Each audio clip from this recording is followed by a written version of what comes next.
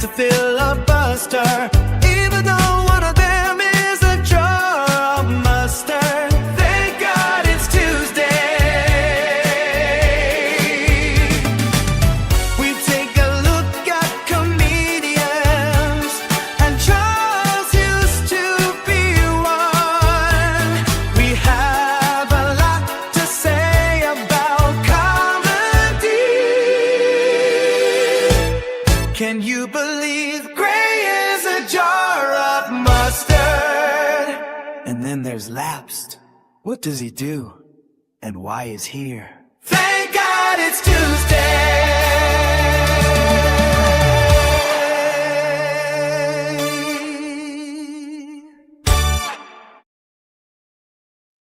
That's right. Thank God it's Tuesday. Tuesday, everybody. Welcome to the show. Yeah, today we're going to have a little friendly debate. I don't know if anyone's hardcore going to say that one of these is the absolute new mecca, and I don't know what you want to call it, new destination for all things comedy. But still, we've got a pretty staunch defender of one of these to my right. Charles, welcome to the show, sir. Are you Hi. thanking God it's Tuesday? Oh, I thank God every time it's Tuesday. So I had a post on my community tab. I don't know what the hell you call it. If you had to spend one night seeing a comedy show, which city would you bet on having the most fun, quality acts? 55% said New York, 33% said Austin, 11% said Los Angeles. That was 105 votes worth of percentages. You know, I can understand why people voted that way, but I think LA kind of gets the short end of the stick. I agree. There's so much going on there, but it's kind of not where you think of, especially as of late. But speaking as of late, I am late to introduce the third person, the master of the channel. You know, the host of the last panel. It is Lapsed Comic Fan. Hello, sir. How you doing this fine Tuesday? I am thanking God that it's Tuesday. I had my altar ready and everything this morning. I was praying to the God of Tuesday, and it was a good morning. Well, take it, everyone. You know, it's Tuesday. So yeah, I mean, I guess we're going to debate this, and I guess I'm going to be the one who's closest to white knighting Austin. I think there's an angle here, but I don't think it's the new Mecca, but man, is it a contender. And I think that's what is kind of interesting to me. I guess I wouldn't have thought so little could be done so fast. Joe Rogan's popularity has something to do with it, I would guess. You know, of course. I think if you're a stand-up and you're focusing on stand-up more than anything, I think Austin would be the place to go. Because if it works out for you, the opportunity is, I don't know, if you can get on Rogan's podcast, that's got to be a tremendous boost for whoever. But I think LA and New York shouldn't be discounted for their, you know, there's other things to do and there's other clubs to do. I think you have to be a specific type of comedian to succeed in Austin. It appears that might be the thing. Okay, something happened to my face. Oh no. Yeah, I don't know. There's definitely a certain type of comedy that is prevalent there now, but I don't know, man. They've got more venues than people like to give them credit for. They do have like alt scenes as well. And, you know, they've always had, you know, like South by Southwest and a few other festivals down there where they were open to kind of like different types of comedy. It's true. It is kind of the Rogan sphere right now. And he did bring a bunch of real heavy hitters with him down there. But, man, there's more. Okay. I was working outside in the sun, but I do have a red light also on this side. So, sorry, I'm being asked if I am sunburned. Possibly. But, yeah. And then that's true. There's a lot of places all over the country. Chicago definitely always gets kind of the short end of the stick, but they're kind of thought more of like Second City and stuff like that. They're not necessarily seen as I don't know, the comedy stand-up capital or anything like that. Edinburgh has the Fringe Festival, which is always awesome, but yeah, I think there's a lot of places that kind of get overlooked, and it used to just be LA and New York, but man, we got Austin now. Yeah. Lapsed. Yeah, yeah. Where do you see comedy as like the capital for you? The capital. I still look at New York as that, but I think I agree a little bit with Charles just from watching so much of the Austin scene in the past probably like few weeks since we did Gringo Poppy and going into like other people. It does feel like they have their specific brand. Now there were other guys that did different stuff, but they didn't seem to get the reaction. I might remember names as we go along. That's my worst thing. I'm very bad with names. Very good, very bad with names. But there was things that, like, if you're not into the alt-right comedy, you might not be as welcomed maybe, but they are in Texas. So I mean, sure. Yeah. are you playing to the crowd? Are you going where what works? But there? isn't Austin like Texas's San Francisco? Like, isn't that kind of Yeah. It was always the keep Austin weird crowd. They were always open to kind of different types of comedy. That's still there. That's just definitely not what the mothership is. But the mothership did make comedy kind of like a destination thing. That is true. Well- I give it credit for that. That is very true. It did. I never would have be talking about Austin if it wasn't for that. right. So I mean, you have to give credit where credit's due on that front. And that can't be easy to do. Maybe if I had as much money as Rogan and could just build a comedy place and bring all my friends. I don't know. Yeah. But they still have to like entertain people for them to go to make money. So I guess that's where the conundrum comes in. Like, do the comedians themselves say, I want to go to Austin, or I want to go to New York City, or do I want to go to Los Angeles? I think that's where the discussion is coming. But I think it kind of depends what you're looking to do. Because like, if you're, what is the end goal of it? Is it to just be Make like money? straight stand up, or is it to like parlay stand up into movies? Because if so, you're definitely going to have way more of a chance in LA of doing that than necessarily like in New York. But if you're really into comedy and you want to possibly parlay that into, like, if you're good at doing characters like SNL or something like that, like, it's going to be hard as hell. Like, there's 0 spots available, but you might be able to do something like that. But it would definitely be a lot easier if you're closer. But I don't know. It just kind of depends. Also, if you want to get into that like Rogan sphere type of thing, you'd kind of go that area. You'd go into that brand of comedy. I know, Labs, you were calling it alt-right. I don't see it as that, but I mean, I do. I know what you're talking about. The Rogan sphere type. There's definitely a type. It's well known. There's a type of comedy that's accepted in that circle. I've watched one Kill Tony so far, and it's the first one that they did for Netflix.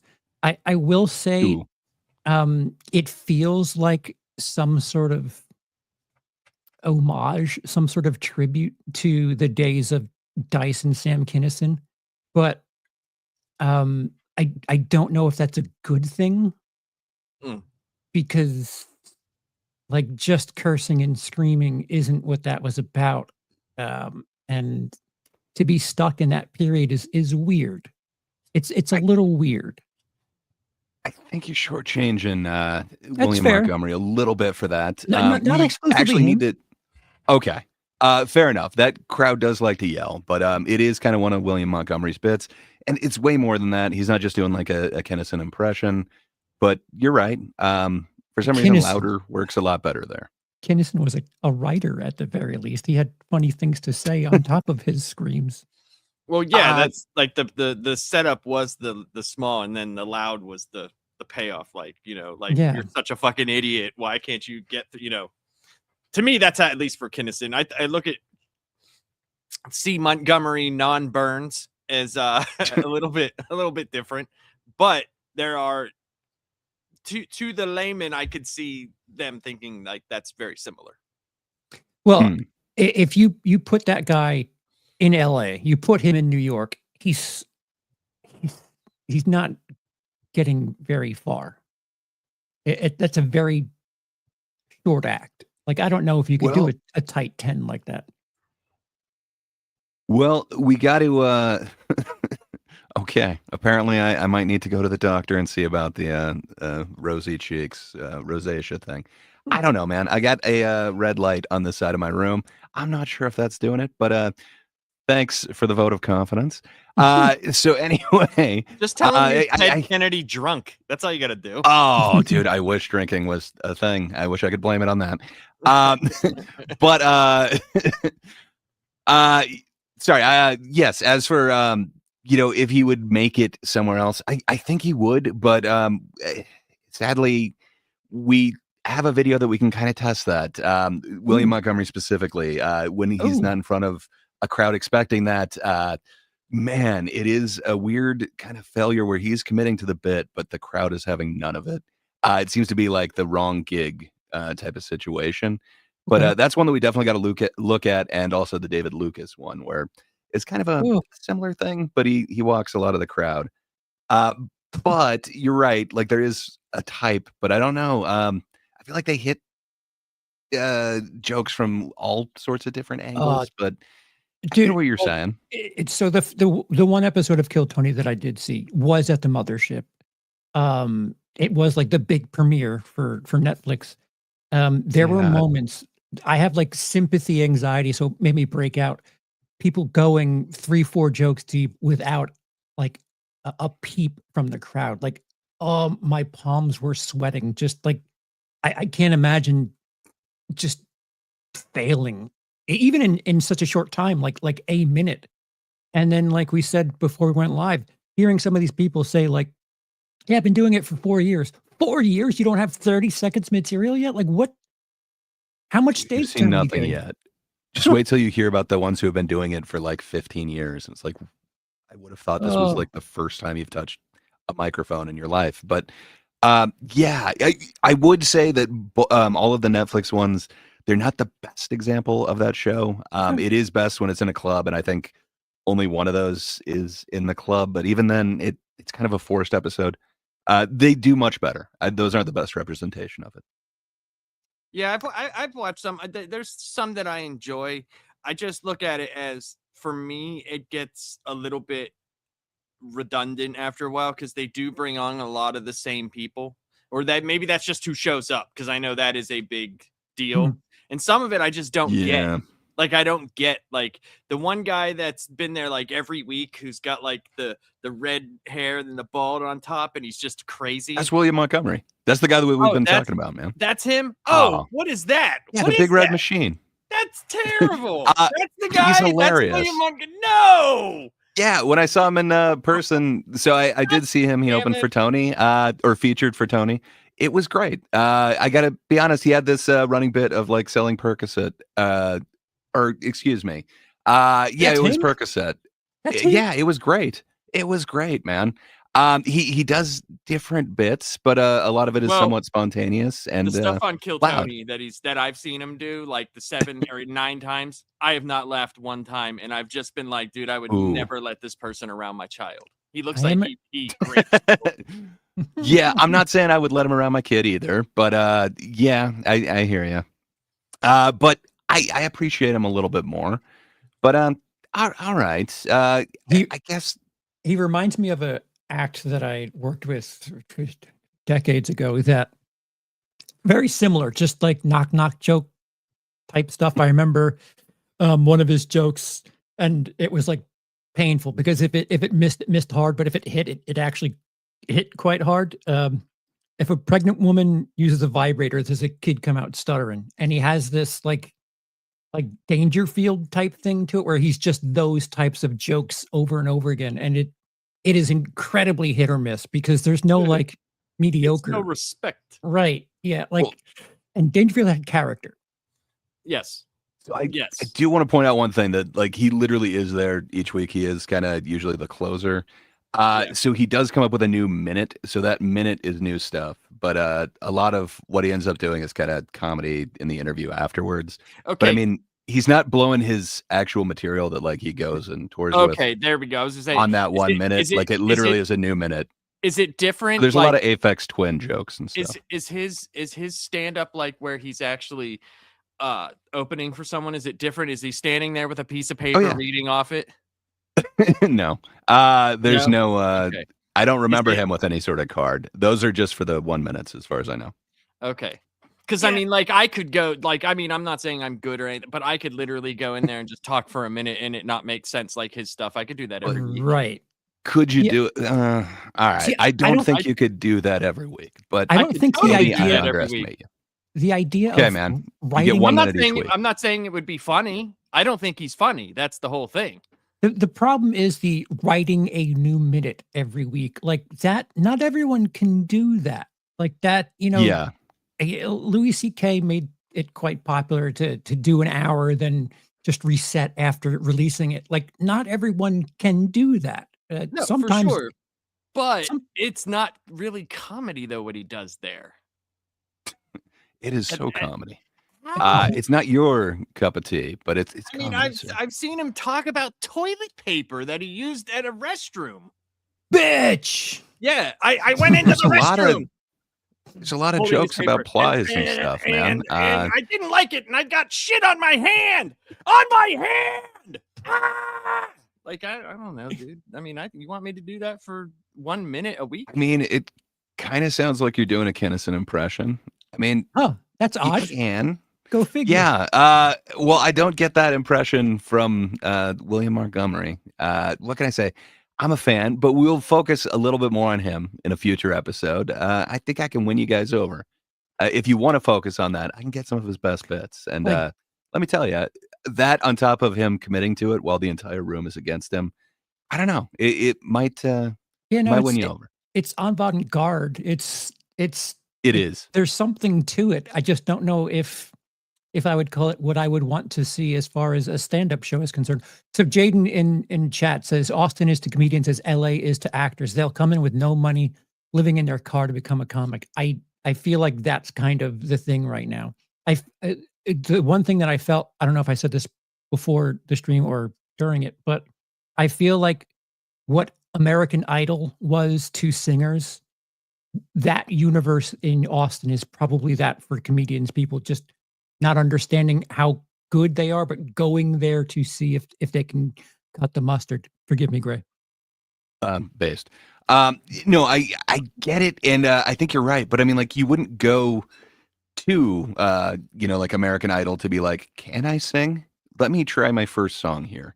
Where for some reason a lot of people are doing that with Kill Tony. Like, you should know that you have talent, and you should know that you are ready to go, and you've kind of cut your teeth, and then go there because it is kind of this huge platform. I think their most popular episode is the Shane Gillis as Trump and Adam Ray as Biden. I think it's like 23 or 25 million views.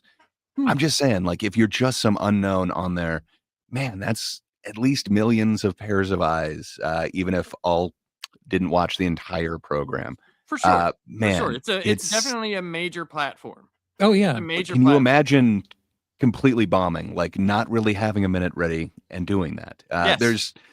There's people doing that on that show, and that's part of the appeal of it, because there are seasoned professionals, and then there's just people who they overestimate their abilities quite often. Something for sure, for sure. something I will say is Tony Hinchcliffe seems the most empathetic and human-like in that period after the comedians do their set. Like, it seems like he's genuine and sincere when he's asking questions. So, I'm of two minds with Tony Hinchcliffe, because he could be an asshole in that moment, especially if someone bombs, and he isn't always that, which is a pleasant surprise.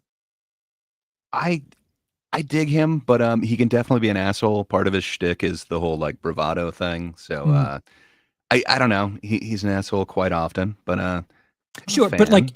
in that moment, like if a comedian has just Mhm. bombed, like there's some sort of rapport there, some sort of empathy, some In sort of certain understanding. episodes, but other episodes, he literally just throws a book at their face and tells them to get the fuck out of there. Oh, Yes. Sometimes the other ones are the most empathetic. Like for some reason, you wouldn't have thought that Ric Flair would be like, no, let's not make fun of people. He was drunk off his ass, but he didn't want to participate in the mocking of these comedians who were trying. okay, so they dress themselves up for Netflix. Is that what I witnessed? Kind A little of. bit, yeah. Mhm. Bill Burr did it like over a decade ago, and he was just like, this is wrong. Like, I don't want to make fun of these people trying to do something. So like, I believe he ended up walking off as well.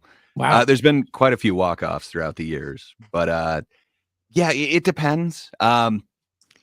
Empathy can be shown. They definitely respect. Oh, that's awesome. Sorry, we're seeing that Nashville might end up the comedy hub. I don't know, man. It's definitely a hub for like live entertainment.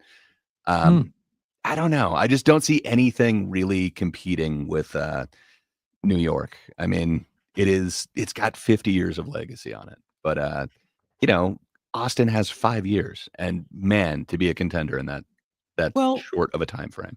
you have a presentation, don't you? Why don't you get started do. with your Yeah. work here?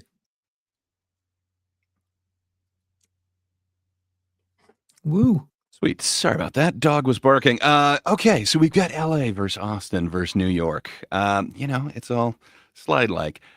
So I thought the first way to kind of go through it would be, you know, let's talk about the legends from each place.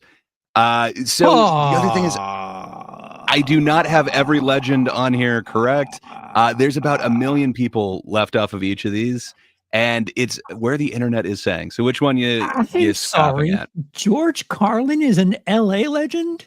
So that's what they're saying, even though he spent. So it depends which list you're looking at, where it's like where they were living when they did a portion of their comedy, or where it's where they lived the majority of their life. It kind of depends where it is, because a lot of these, like for instance, Letterman and Leno, and I think there's a couple other ones who were like born in New York. They kind of cut their teeth in New York, but they're kind of known as the LA comics. So I don't know, man. It depends what list you're on, but I would say they're kind of the showbiz known comics. So you got your priors. They're saying Carlin. I got you. I always thought of him as a New York one, but like 3 lists had him as LA. So Okay. I included him. You know, he did like Dogma and a few other things. He was trying to be a little bit more LA at the end, I think. Edberg, You got Jay you know, Leno like there. You know, I mean, nobody could take away from Yeah. Jay Leno. You driving? You got a Just saying. license? You driving? You got one here? So same thing with like Ralphie May. He had like 4 or 5 houses. He lived all over, but a bunch of them were putting him as LA comic because he at least did show business sometimes here or in LA. Isn't that where he broke out though? Was LA? Didn't he break out in LA? I believe so, and I mean he was involved in quite a few different like productions and stuff too. Okay. So I think he just had a house there, but I don't know. I want to say like Tennessee was where he mainly Yeah, he lived, was. but He was on like the original Last Comic Standing season, wasn't he? yes, Yeah, if he it was wasn't the Boston, original yeah. one, it's one of those. He was Yeah. in one of those them. first Yeah. ones. The guys Yeah. that lost to Dat Fan. And Oh, then God. you got other ones who aren't really known, and Robin Williams, you know. So you've got other ones that were legendary but don't seem to be doing comedy as much. Letterman, Carey, you know, Jim Carrey was legendary, but I mean, does he count as a Canadian comic because he's from Canada, but he spends most of his time in LA? I don't know. I'm not Okay. sure how we're doing this. From what I understand, he lives in LA, so that's how we're going. Same It's thing good with to the be Austin not guys. sure when you're making the presentation, Greg. Good job. Well, they're living in Austin, right? So like Rogan, he cut his teeth in LA. Like most of these guys are LA comics who moved to Austin, right? We're just calling them that because that's where they live. Right. So I Okay. guess I'd go with this. Like Cheech Marin, he was also, you know, very popular back in the day. And then we've got current heavy hitters who are still going hard. You got Bill Burr, Mark Maron, Jeff Ross, Tiffany Haddish, Bobby Lee, Andrew Santino, Gabriel Iglesias, Leslie Jones, Al Madrigal, Christopher Titus, Brad Williams, Ali Wong. And then you've got heavy hitters who kind of occasionally do it. I'm not sure if they're all in it full time. Mark with Curry. Margaret know, man. Cho. Oh my God. Margaret Cho. I'm just saying, a lot of these people went a little bit more of you know, acting route or the other forms rather than just straight stand up. And then the legend who doesn't get nearly enough respect, Stephen Brody Stevens. I love that dude. So I don't know. Those are kind of the legends for LA. Oh, sorry. Go Tell right you ahead. what, Brody Stevens. There's these videos that used to be on the NFL Network. They were like top tens that were like really stupid, right?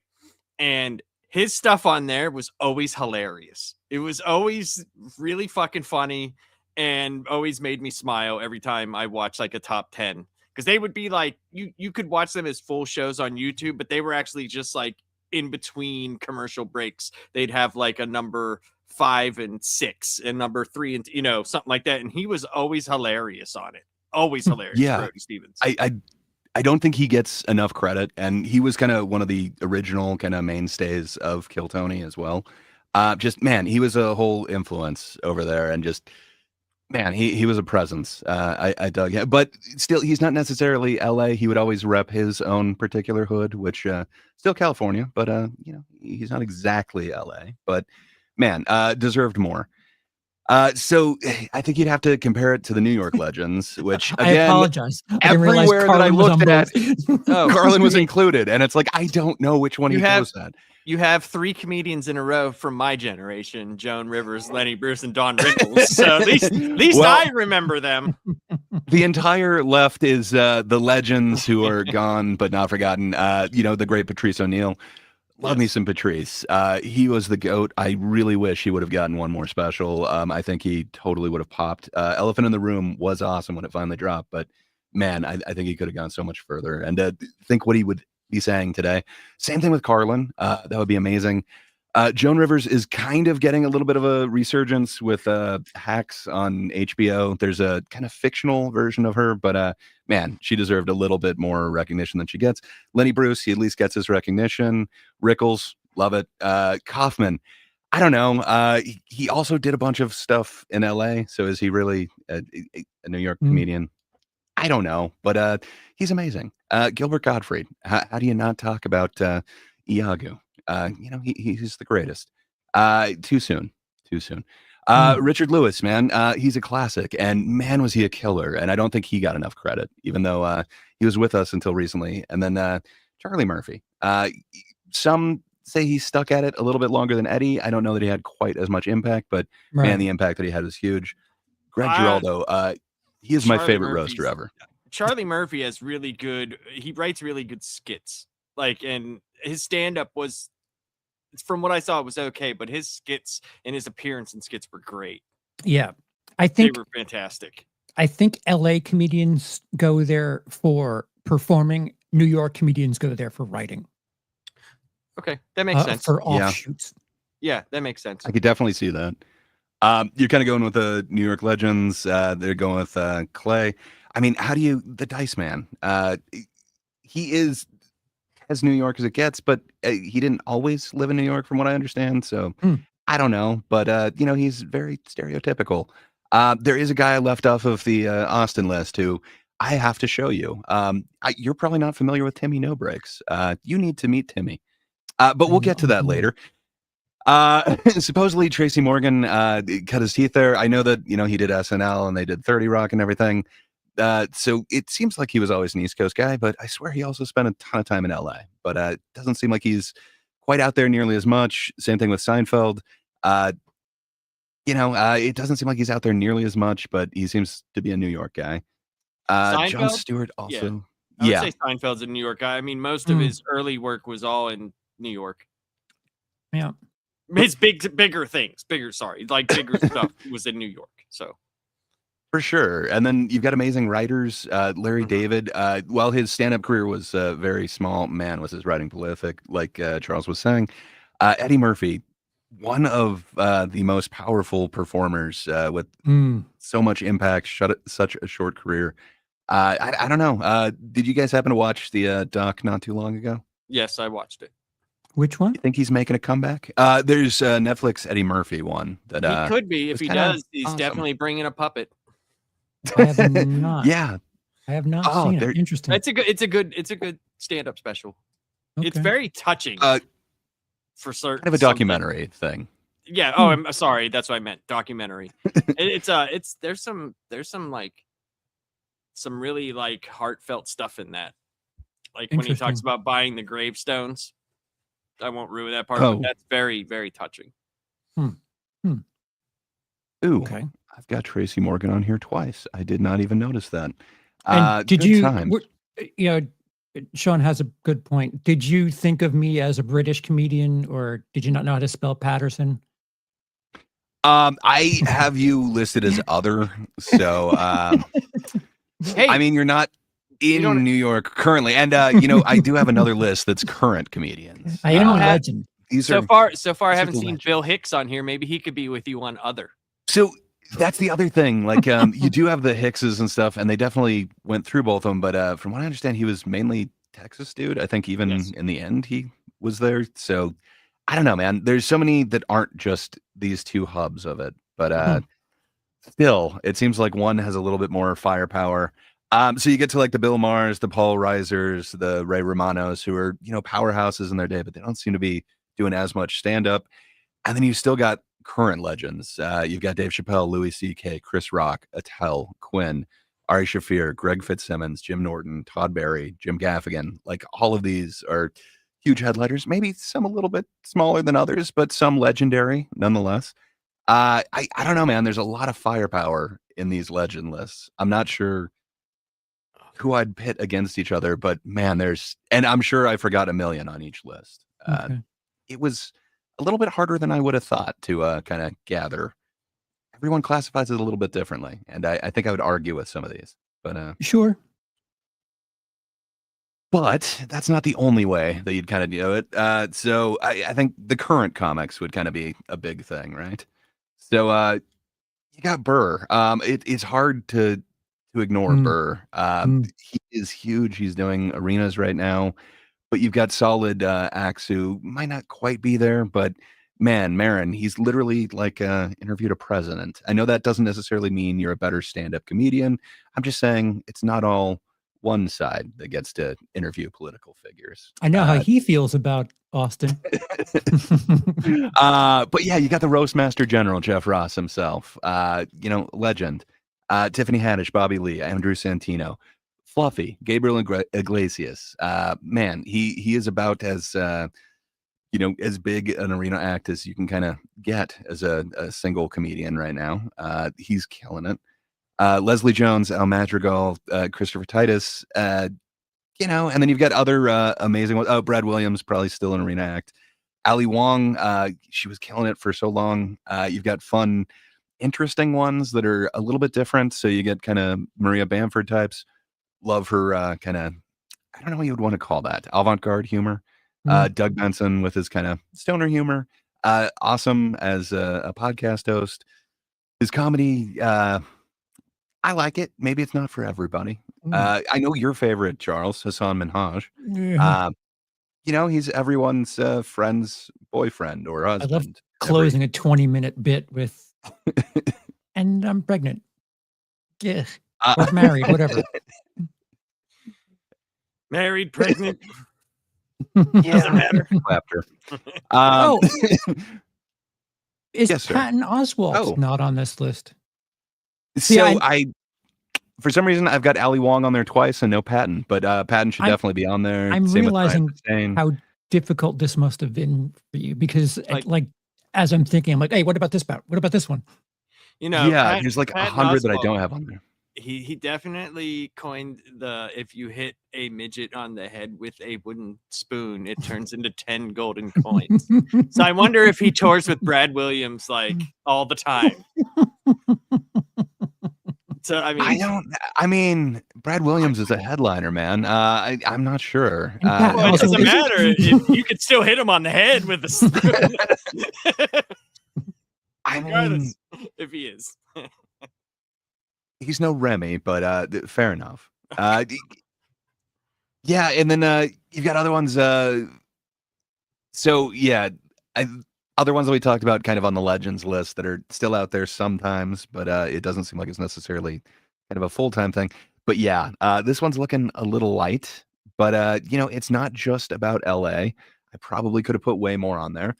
But as for the current Austin comics, I think without going into kind of some lesser known acts and up and comers. I think I hit most of what they got here. So Ron White, absolute legend.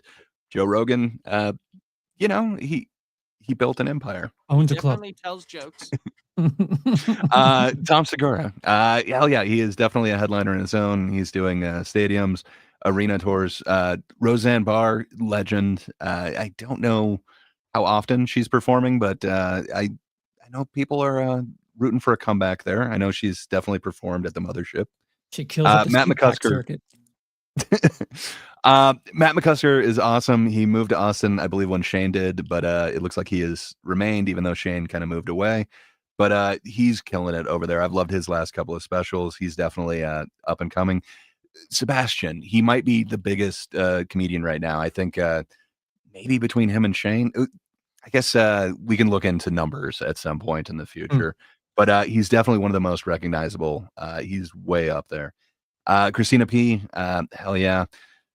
Bert Kreischer, apparently he lives there 6 weeks a year, so they're calling him a current Austin comic. Tony Hinchcliffe, Brian Simpson. I enjoyed his special. I think he was the first to record at the Comedy Mothership, so good for him. And then they're including a bunch of Kill Tony regulars as they are headliners now. But Ari Mahdi, you are not familiar with Casey Rocket, are you, Charles?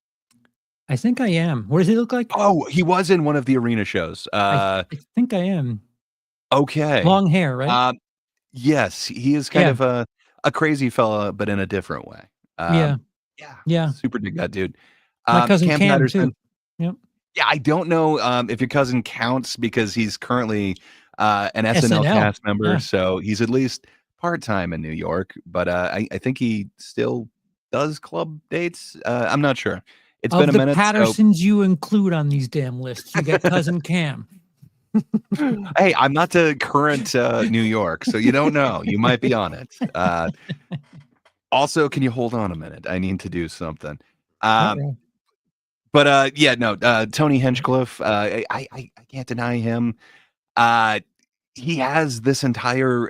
I would view it kind of like the Whack Pack that Stern was able to put together. But they're this group of kind of misfits, but man, are they kind of fun to see all together. So Martin Phillips, he's an awesome dude. You definitely need to get more familiar with that guy. Okay. David Lucas, he's kind of a roast legend, but he's a headliner onto himself. William Montgomery, we're going to discuss both of those guys in a weird upcoming one. I don't know if you're familiar with Hans Kim. I think he might have taken kind of a step out before they did those arena shows. He might have been on there for a minute, but he's kind of interesting. I've definitely seen him. And then Aaron Belisle, he is an amazing comedian that I don't know if you... Oh, I should have included like Fiona Cawley, and there's a few other regulars on there, which I didn't include. But also Joe DeRosa moved there recently. He was always New York, and then he moved to LA for quite a few years, said he couldn't stand it, moved back to New York, and then he just recently moved to Austin. So good for him. But Joe DeRosa, very strong, very solid. I dug one of my favorite ones this year was I never promised you a rose garden. It's amazing. But current New York comics. So you've got just some heavy hitters up top. Louis C.K., Chris Rock, Dave Attell, Colin Quinn, Jerry Seinfeld. Every once in a while, but every time he does, it makes huge waves. Jim Norton, Todd Barry, Jim Gaffigan, Greg Fitzsimmons, Tim Dillon, Andrew Schultz. Ari Shaffir, I'm including him there, even though he's taking a year sabbatical, but he will come back to New York, supposedly. Sam Morril, Mark Norman, Joe List, Giannis Pappas, Stavros Halkias. I've seen him. So Adrian Iapolucci, Dan Soder, Robert Kelly, Nick Mullen, all of the Legion of Skanks, Are You Garbage? Yes, and then, thank you for asking. H. Foley, Kevin Ryan, they're awesome guys. But Legion of Skanks, Big J, Dave Smith, Louis J. Gomez. And then you've got a lot of Michael Shea, who, he is not only the Weekend Update anchor, but man, he is an amazing stand-up when he actually goes out and does it. I don't know. Would you consider that still being an active comedian if you're doing, like a weekend update. You're writing topical jokes each week. Yeah, this is where you and I get a little fuzzy on being a stage presence. It's writing. Um, the other thing there is I don't know if it's exclusively them writing. They have other people writing for them as well. Um, I wouldn't consider it as far as comedy club environment, but I can understand where you would. Hmm. Well, fair enough. I don't know how much Pete Davidson does it anymore, but almost every list includes him for some reason. So Pete Davidson I do apparently. know that Colin Jost and Michael Che primarily write. They do write Weekend Update. Exclusively? Pretty much, yes. Okay. It's pretty much them. I saw that on the 50 thing. The like 11-hour 50 fucking whatever the hell that was on Peacock. I watched that in like 9 parts. But yeah, they primarily write all their stuff for their jokes and stuff like that. Yeah. I think a good portion of Norm's best jokes were a lot of them on SNL. That confine kind of makes you use clever wordplay. Yeah, I now the fake news. But yeah, you got Chris DiStefano, Mike Vecchione, Nick Griffin, Daniel Simonson, Sean Murphy, Hannibal Buress. I think he's still doing comedy there. And the list, some of them had him in LA. I'm not sure. Rosebud Baker, she had a pretty fun Netflix special, I think last year. John Mulaney, Wyatt. I've never actually heard his name pronounced. I always said Kanak, but I'm not sure if it's Sanak. But Lewis Black, Mike Birbiglia, Janine Garofalo, Kurt Braunholder. There are a lot of amazing comedians there, and none of this is getting to like the middling acts or any of those closers. Like there's a shitload. Like Godfrey should be on here. Man, there's a million people that just aren't listed on here. And I think that's the problem with New York is where do you stop? Are you only going to go with headliners? Like I think I only have headliners on here. Is Jeselnik not one of the 3 cities? So one list had him as LA, and then that was kind of all I could see. So I'm not sure.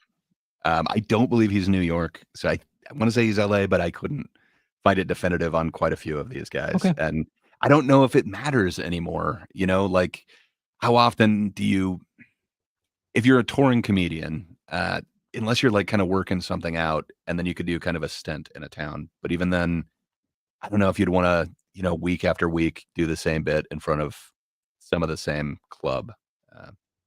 I don't know. It just kind of seems like working something out. You might want to go to multiple locations where it seems like, New York is just the place to do that. You just have so many readily available clubs. Yeah, I feel like New York is still pretty sturdy, where Austin has kind of fragmented from LA, with the exception of Joe DeRosa, of course. It seems like almost Austin 100%. Yeah, it seems like Austin's a bunch of LA transplants. So I don't know if Ron White, I know he was the first one to make the move, but I don't know if he was permanently living in LA, but I'm pretty sure those blue collar guys would have had to have. Joe Rogan, LA guy, Tom Segura, LA guy, Roseanne Barr was LA for the longest time. Matt McCusker, I want to say they were living in LA when they moved to Austin. Sebastian was LA, Christina P was LA, Bert was LA, Tony was LA, Brian Simpson was LA. And then a good portion of the regulars just moved to Austin. They were from a bunch of random places. Okay. So you're right. The mainstay of the Austin scene does seem to be just a breakaway from LA. Yeah, weren't they all like Comedy Store and Ice essentially? House? Yeah. And that's why he's got a comedians only bar inside of the mothership. That's Mitzi's. It's based, it's named after Mitzi Shore, but you have to be a comedian or a guest of a comedian to be able to drink there, which is kind of fun. You've got this exclusive area inside of the club. And then you have the green room, which is even more exclusive. It is. You got to be a real friend to be in there, and security has to let you in. And even then, you can be asked to leave. We might want to look into a couple of situations of that in the near future. Is it true that Andrew Callahan was in the green room and they asked him to leave? I'm not sure. We should definitely look into that. I know Steph Toller had she had a story of that like the security had walked her in. and then she said hi to Joe, and he like kind of gave a look, and then she was escorted out. So I don't know. Wow. It could be that, Joe was having a private moment back there and he said no one or something. Who knows what it is? Because she also tells a story of a guy who was harassed, but then when you hear like the comedian that harassed him, also on the Austin, I should definitely have Brian Holtzman. I believe he did move there full time, but The Holtzman Callahan is one of. thing. Go ahead. Sorry. Go ahead. Oh, I was just gonna say he's one of the craziest comedians ever. Like I think his whole act. So he was always the guy who would go up very last. So he would do like the 1 or 2 a.m. show, and it's just it's over the top. It is. Ugh. He puts MSK to shame with some of his premises and stuff. So it's just kind of weird to say like he's the one that harassed. It's like that's kind of his thing. But sorry, you were talking about the Andrew Callahan thing last. So yeah, he did get asked to leave, but he explained the story on his YouTube channel. That's what it's saying here. But this is he asked if he could he asked comedian friend Lamera Lee if he could use the upstairs green room to relax away from fans. Lee warned him that Rogan is a bit territorial about the green room, but Callahan went up anyway, believing it would be fine since Rogan had previously reacted positively to his videos. In the green room, Callahan shook Rogan's hand and began making popcorn to establish myself as a member of the green room. But when he turned around, he heard Rogan yelling at the security guard, "Who let this fucking journalist in here? Kick him the fuck out." Jesus. Yeah, I mean, I could definitely see that's the situation from his point of view. But how many times have you like walked into a room and it's like, well, I've got to assert that I'm part of this crew by popping some popcorn? Never. I don't know. That's It's never kind of a happened. weird move. That's kind of weird. Like, especially if the Right. comedian said, like, hey, he's kind of weird about people going up in there. Right.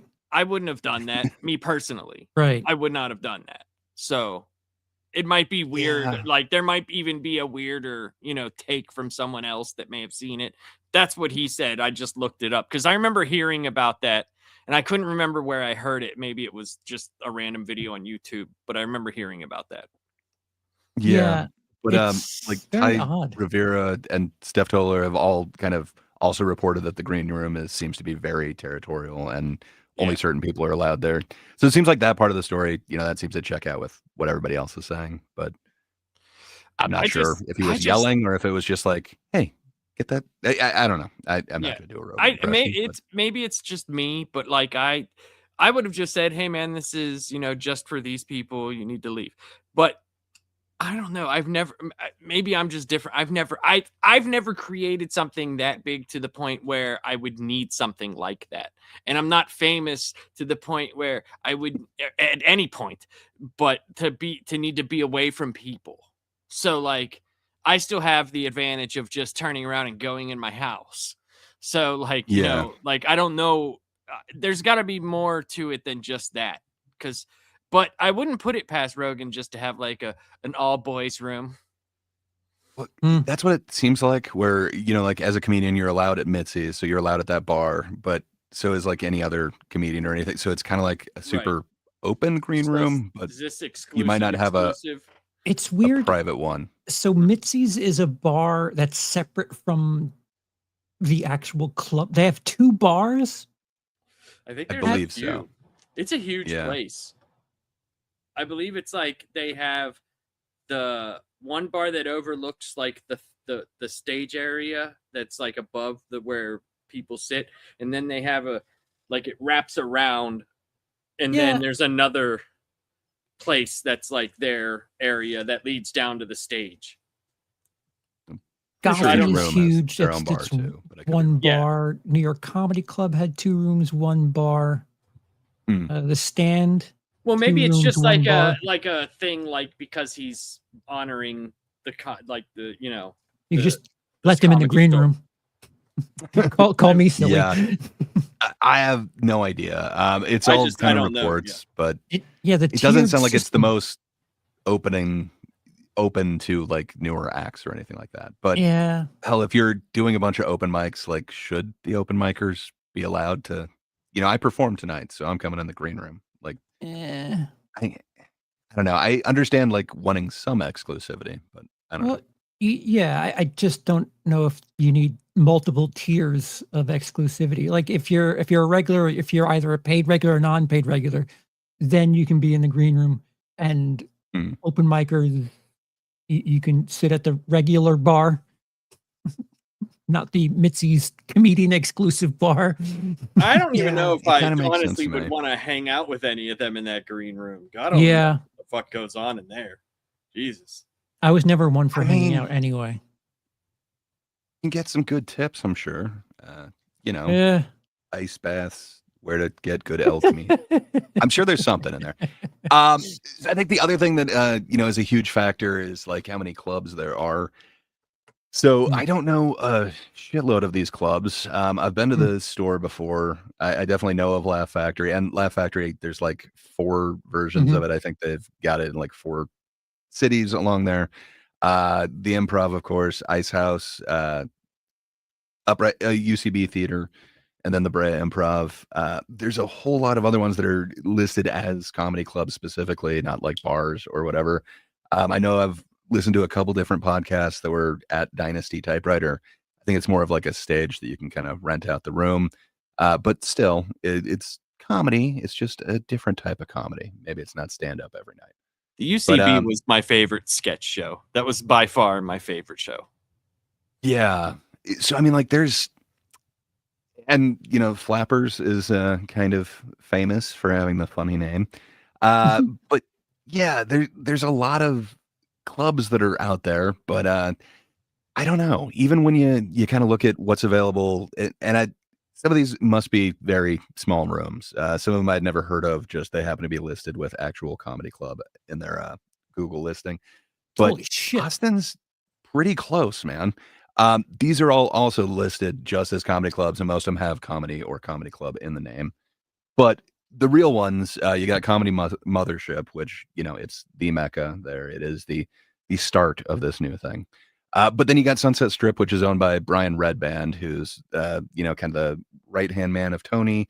He used to be the guy who would produce Joe Rogan's podcast. He was kind of in the Jamie chair, and then he got replaced by somebody who's better. But he has the Sunset Strip Comedy and Entertainment. Astor's Follies. I believe they also do like music there, but they are known for doing comedy there. Creek in the Cave is a real comedy club. I believe they moved from New York, and they're one of the only clubs that I know of to have moved from their location to Austin Hmm. specifically.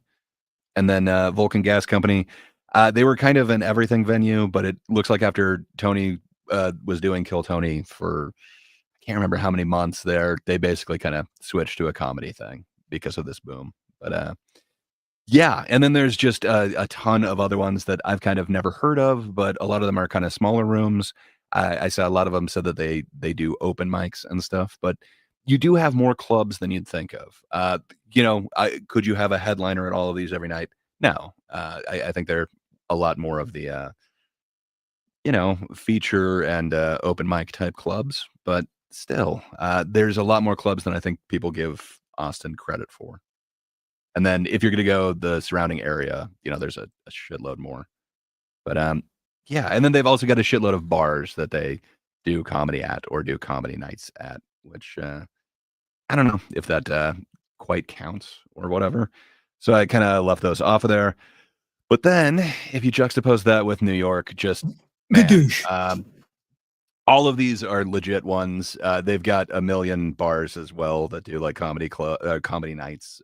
Same thing with everything. I don't know why there's one box that is a square right there, but awesome.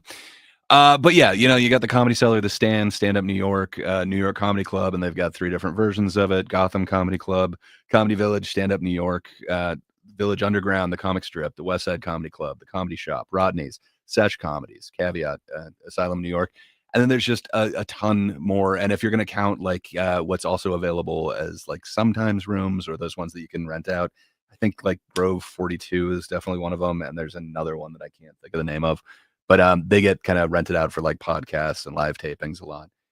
Just man, there's a lot of rooms. And then there's so many more. Just it looks like Austin is slowly creeping up on what New York has to offer. But man, you I guess I hadn't thought that there would be nearly as many in what, like 5 years. I'm sure there Well, was a bit of a scene before, but wasn't this is a there? boom. Didn't this have to do with COVID? Because I know New York was Yeah, not open during COVID, so people were just like, 100%. "Fuck it, let's open in Austin. At least we can Well, function."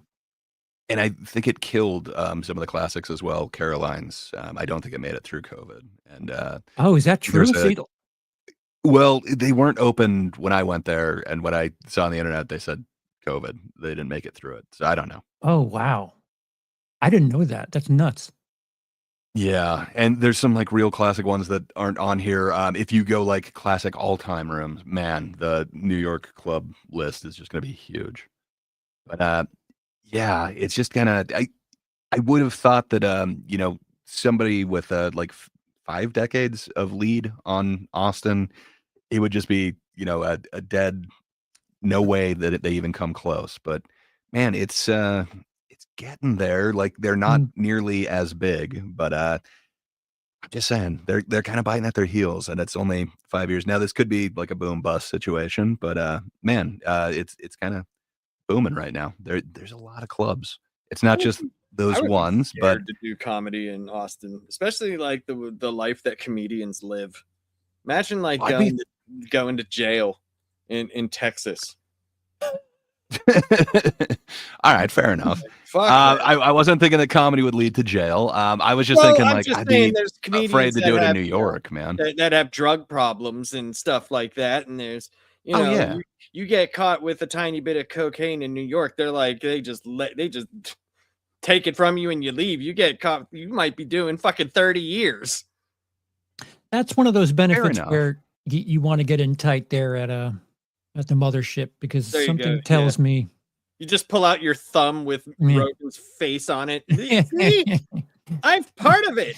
There's definitely smelling salts in the There's green definitely room up smelling there, which salts.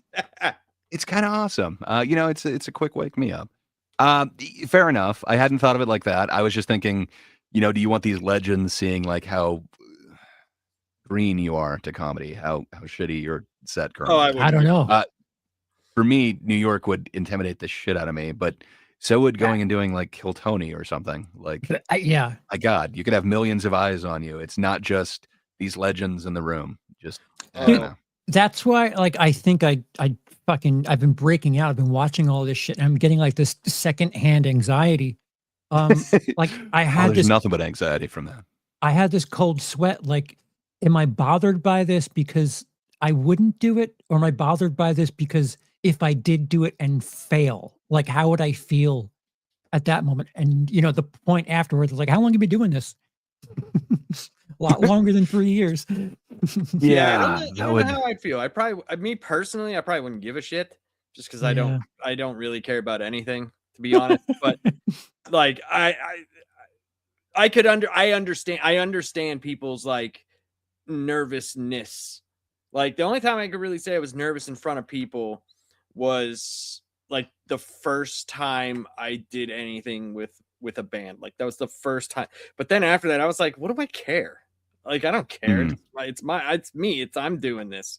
Like and then meeting guys that like I thought were like they were like my idols, like death Mhm. metal idols, and I met and then I would go out and do the thing, and I'm like, yeah, I don't know. Like if I bombed on Kill Tony, I'd fucking just be like, all right, peace, see you later, guys. Yeah. I don't know if I I'd give a think I shit, me would personally. I I think, don't think I could ever stop thinking about that. Yeah, I yeah, just wouldn't care. No. like the I know I wouldn't be silence, good at it. watching them and just having silence. It's like, oh, not being in control. Like, do something else. This is going horribly. Please change this. I might actually love that.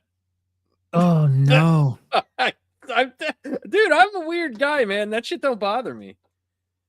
It just I doesn't. I think it's quite the opposite with me. I've crafted, You're a comedian though. Like But you've done comedy. Like but like that's the point. Like if with my history, if I did that and they that's were what. like, Yeah, you need to stop. that might be Ugh. different. I don't know. I don't know. Like if I just went up there, what's your experience? I did one open mic one night. That's the only Beats time the I hell ever out of did some of anything. their But stuff. I don't think there's like video footage of that though, and I don't think there's No, the if there potential for was, I mean, millions to see it. yeah, but dude, like, I don't. Lucky. I just don't think that way. Me personally, I just don't. Like, you guys, dude. Everybody can make fun of me. It doesn't, like, I look at life very differently than most people. Like, I have my own little thing going on here. If it doesn't affect that sphere of stuff, I could just go boop. I envy you. Yeah, But my brother now, that would be awesome. My brother's the complete opposite. My brother, like, he would love to do that type of thing, like comedy, like, and he would be in his head so much to where, I mean, like, he's called me many times when he's had to do like talking points. Like, I always call them TED Talks because it's basically the same thing in a theater talking to people. Like, I have to do those things for work. I had to talk in front of people like generals and colonels, and I just walked up there like, "Hey, what's up, motherfuckers? How you doing?" Didn't say that, but like, that's the attitude that I took. Should have. Oh, I mean, I like having a job, but I still took that same type of attitude with it. But yeah, I could see that though. I could see that being a bothersome thing. I don't know. I think, well, Charles, you're the expert. I'm an outsider here, but I would hope that you would like build up a presence in a local market and then come there as some sort of heavy hitter.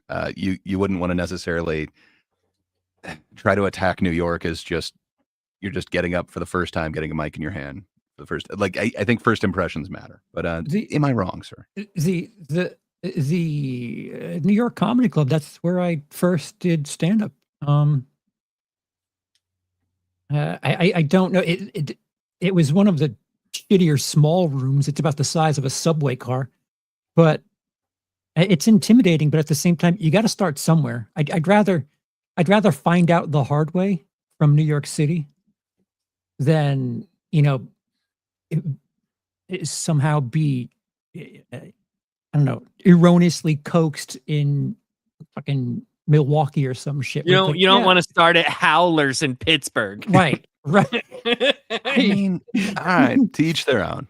I would want to build up some chops and then hit it, but fair enough. The one thing that I wouldn't do is go to Kill Tony if you weren't ready for that. Like, that just seems like that's witnessing that. Like, why would you? Again, it feels like American Idol shit where it's like, I think I'm funny. Let me go, fucking play my lottery card here. That's and exactly I don't. what it feels like. 100%. Well, I think those were the kind of the three versions of oh, thank you. I think those were kind of the three versions of what I was thinking, how you'd measure them, so to speak. Legendary current comedians in the actual clubs. And I gotta say, they've got more options of clubs in Austin than I think they get credit for. And the current roster is they've got a lot of heavy hitters, but yeah, there's a lot more than I thought, like, club wise. There's a lot more there than I would have thought. Yeah. And it's That's basically pretty big. fracturing That's a pretty LA big hit. and taking a huge portion of it over. I think LA would have had way more of a shot against it. While they wouldn't necessarily have more clubs or anything like that, man, that list would have been like nothing but killers. Essentially, all those names would be on there. Well, maybe a couple wouldn't be on there. Do you think that's like kind of what the whole reason for the Austin boom is? Like, a lot of those guys saw what Rogan was doing, but they saw a place that could be taken over. Like, and starting their own thing. Yeah. Okay. From what I understand, like, Ron White just always kind of loved it down there, so he kind of convinced everybody as kind of the initial move. But yeah, man, I think COVID had a lot to do with it. It was just a little bit. You could actually get stage time there, and a lot of people were itching to get on stage anywhere. Sean Sheridan brings up a very good point. He says, I imagine if you can survive a New York crowd, you can survive anything. As the saying goes, if you can make it in New York, you can make it anywhere. And that's pretty true. That's pretty, like, because that's where, like, so when I lived in New Jersey, that's where my uncle and my aunt live. They live, was it in Queens, in Flushing, or whatever the hell that's called. Hey. That's so like that. And my aunt she talks about that, like, you can make it here, you can make it anywhere. That's how she talks. It's fucking hilarious. Yeah, and there has to be something behind that saying, because that's where back whenever I was a kid, at least when I was introduced to stand-up, that's where most of those things were coming out of. The shows like Comic Strip Live and a lot of that stuff. There was that or LA. Yeah, So, when I was doing it, I would go to the city and work stuff out, and then oddly enough, I would go get paid on the road. I couldn't get paid in the city, but I could work as a road comic, and I was okay with that. And every now and again, I'd come back to the city and see what this new material feels like. And New York is they're very honest. The New York crowds. If something doesn't work, you're going to know it doesn't work. But at the same time, if it does work, you feel like you've earned it more because they're honest. So maybe that does benefit to kind of what Gray's saying. Maybe like you go out and you cut your chops and then go back. Right. Maybe, and at least you find out what works and what doesn't. Right. Take that mental note. Okay, that one worked. That one worked. Because like where I live, like Pittsburgh, there's only, I think we have the Improv, and like the Laugh Factory. Yeah, I don't know. And a couple of other that's like it. And then a bunch of little teeny ones. If you're a local comic in Pittsburgh and you're just doing those two rooms back and forth, you're not really getting a gist of different crowds. New York, it's like constantly tourism. So like you're getting this flavor of something. Yeah, because you could just go into Pittsburgh and make fun of Ohio, and they're like, rivers. You get it? Yeah. There's a lot of people who do that though as their road act. Like as they come in, it's like, okay, and who's your guys' rival? There's a lot of that stuff. Like it's kind of the cheap way to do it. You can kind of still do that without knowing anything about the area. I did the opposite. Did you? I made fun of State College, Pennsylvania. They didn't like that very much. No. But you know what would be funny? If you went back there now and you did it and you made fun of the Joe Paterno era, they'd have to sit there and shut up. They'd have to shut the fuck up. That's what they'd have to do. Yeah. I think no matter what, all three of these places have the most clubs per capita out of anyone that I could find.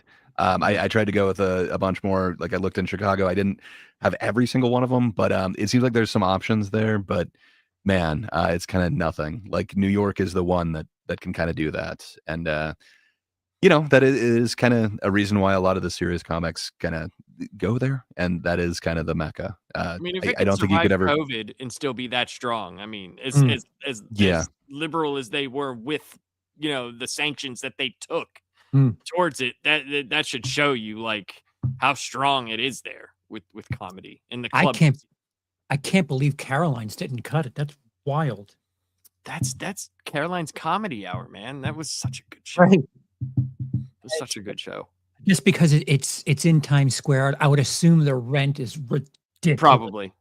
I know they've got another one in Times Square, but they've got a few. Anyway, there were Barkers in Times Square when I was there. So they've still got comedy there, but permanently closed. From what I understand. Holy shit. Yeah, from what I understand, Caroline's didn't make it, but they're still, I can't remember. It's one of the ones. It was on that list, but do you want this up bring here, it back up? Gray? Sure. Because I think it'll automatically play. I forgot to totally do the give you guys permission thing. So make sure I do that. I think we're good. Make sure but yeah, we're not the only ones who have kind of talked about this situation. So yeah, these kind of recent podcasts kind of came to mind when you kind of brought this up. All right. On Twitter, somebody was like, "Oh, you should do Skankfest and Austin. The best comics are there."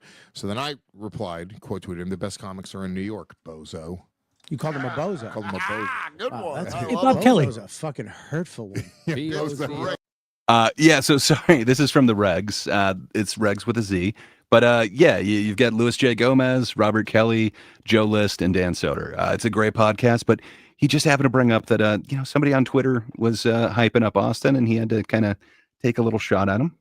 Is this Louis J. Gomez, former beau of Natalie Cuomo? Louis J. It Gomez? is current creator of Skankfest, Okay. one of the main Legion of Skanks. He is part of the triumvirate, if you will. But yeah, it's Ooh, he's the point guard of podcasting, if you will. triumvirate. So- It's good. It's an underutilized word. It's for a The- non-cuss word. It Yeah. hurts. It's a Yeah, hurt. he calls somebody a bozo. They start thinking about what they did to be called a bozo. Bozo's Tony good. goes, he quotes that and then goes, name them. Why would he say name them? And then he goes, Attell, ... then ... then this face. Is that his face? That I'm just saying, Attell though. Like, do you need to have more names than Attell on there? Like, for me, I don't know if he's not on my Rushmore of comedy. Like, I don't know, he is as close as it gets. But I think Attell is one of my goats. Just the Emoji? fact that Yeah. Hinchcliffe And could the only American name one flag. person. Yeah. Then he said, I love you. We bust each other's balls about this. But then I wrote, Attell, Soder, Mark Norman, Joe List, Robert Kelly, Big J, Schultz, Louis C.K., Chris D, Are You Garbage Guys, Ari Shafir, Colin Quinn, Norton, Sam Morrill, Todd Barry, Jim Gaffigan, Giannis Stavros, Nick Mullen, Tim Dillon, Adrian Appalucci, Jordan Jensen, Nikki Glazer, Michael Che, Pete Davidson, to name a few. It's Oh, so I forgot cool that Nikki you get to a Glazer. point where you're like, I need to name women and black people. But you're I should have definitely included Nikki Glazer. I can't believe I didn't. But yeah, she's a viable headliner, man. Also, you didn't put Chris Rock, Louis C.K. I He did. did. I He did put put Louis. Lee C.K. Oh, no, I Chris- didn't. Dave should. He put Jerry Dave. Seinfeld. Then I said to name a few others. This isn't even It's still talking rock, about dude. the mid-level guys that are actual killers, like hundreds of them. All of the young bucks who followed Shane and Rogan to Austin couldn't get stage time in New York City. Whoa. Who you got? Then I was like, then there's unknown killers that like Greer Barnes or Mike Britt that will literally be impossible for anyone in Austin to follow. There's like 100 of those guys, the Godfreys, the Mike Yards. I was like, if you're talking about pound for pound, there's no talent pool like New York. This is off the top of my head. Austin has you, Shane, Rogan, Tom, ... Roseanne. It's thinning out. Well, they're all from LA. Snap! You put your, to reality. did you put your phone down? And you're like, I gotta air my hand. Was your out. phone? But yeah, I don't know. There's only a couple more. He damn near had the whole list of headliners, but I don't know. Again, just hey, what up, Warren? Yeah, it's just kind of crazy to me that you'd have such a big list from New York, and those are current guys. And again, he's not They choosing any of left the off mid- like- Schaub. They left off the big poppy, the gringoest of all poppies. Is he in Austin? I kind of assume he is, since Callan's kind of in the crew. But are those guys LA? I don't know. Or Slav can't get stage time at the mothership. I didn't include either of those guys on either of those lists. He I don't think. recorded Gringo Poppy in Texas. It was Dallas, sure. but I mean, Uh, it was Texas. But yeah, Too hot. You had a. He goes, there's Ron White, Rogan, Segura, Roseanne, McCusker, Sebastian, Christina P., Bert, 6 weeks a year, Hinchcliffe, he Yeah. called himself Hinchcliffe, Brian Simpson, and then the Kill Tony regulars. Literally, again, bigger draws than everyone you listed. not He true. switched the thing up. He Draws? went bigger draws. Yeah, no. Yeah. Then funny. yeah, he just pointed that out too. I noticed how Yeah. you happen to hear that instead of better comedians. But yeah. I guess that is the thing that we should have established at the beginning. Like, is it what is a more profitable scene? Like, what is a better scene, or is it I don't cash literally paychecks from them. who have so the I don't- better comedians?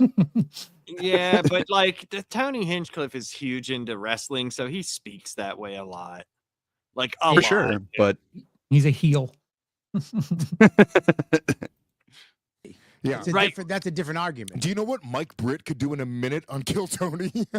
Also, are these guys bigger draws than Mark and Sam? No. Mark's doing Sam multiple are shows at the not at all. Beacon. Yeah. Ari's doing multiple at the Beacon. Sam's doing Carnegie Hall. Yeah. And here's the thing, though. He All has those- probably like and he beat the shit out of himself for saying that way.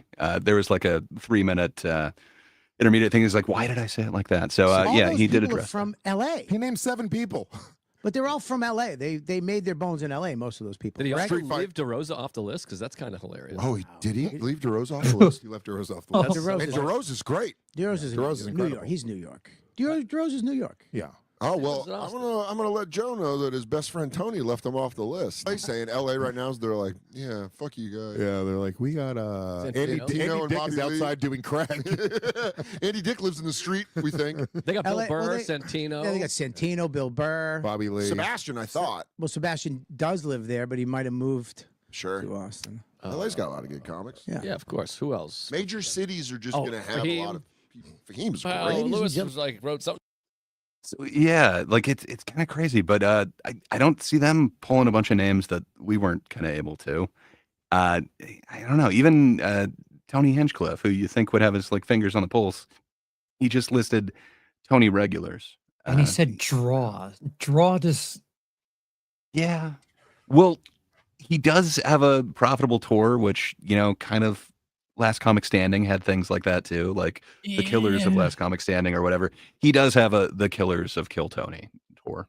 yeah, popular does not mean quality though. Like True. the most popular music is AI in some cases. Some of it's great, man. I How dare you agree. mock the But, robots? like I'm sure a sellout at Carnegie is a lot more money than a sellout at the mothership. I agree. Ooh. Maybe. It depends Well, which room and it depends what I mean, night, because just the metrics of New York versus Texas, dude. I think you're probably right, but I don't know, man. Some of them I've seen quite exquisite prices for their box office. I'm not saying that. I'm just saying, like, New York is a completely different animal. Like, when you can go to Texas and get cigarettes for $10, and then you go to New York and they're $28 a pack, I'm pretty positive, enough. like, you're paying way more just to do anything. Yep. You're right, know. and that is the hoitiest of toitiest places to be. I Sure. get you. I get you. I think you're probably right, but all right. Now we're going from the regs. So again, we've got Joe List, but now it's Tuesdays with Stories. So it's him and Mark Norman, and they had so Mark hadn't been able to weigh in on this, but I think Mark's it kind of hilarious. Mark's. I love me some Mark Norman. He's It's about funny. New York, the best comedy city, and then he quote tweeted it, being like, "Ever hear of Austin?" And then Lewis was like, "Are you out of your mind? Like, it's not even close." Good. And then Tony wrote back, "Who do you got? Dave Attell, ... and who?" Oh, geez, are we doing this now? So, and he was like, "We got Rogan, me, Segura, whatever, Gillis, and Gillis, sort of, Ryan Simpson." And yeah, he like named that, and then of course Lewis was like, Dave Attell, Mark Norman, Sam Morrill, Joe List, Jerry Seinfeld, Chris Rock, Louis C.K., Jim Colin Gaffigan, Quinn. Colin Quinn.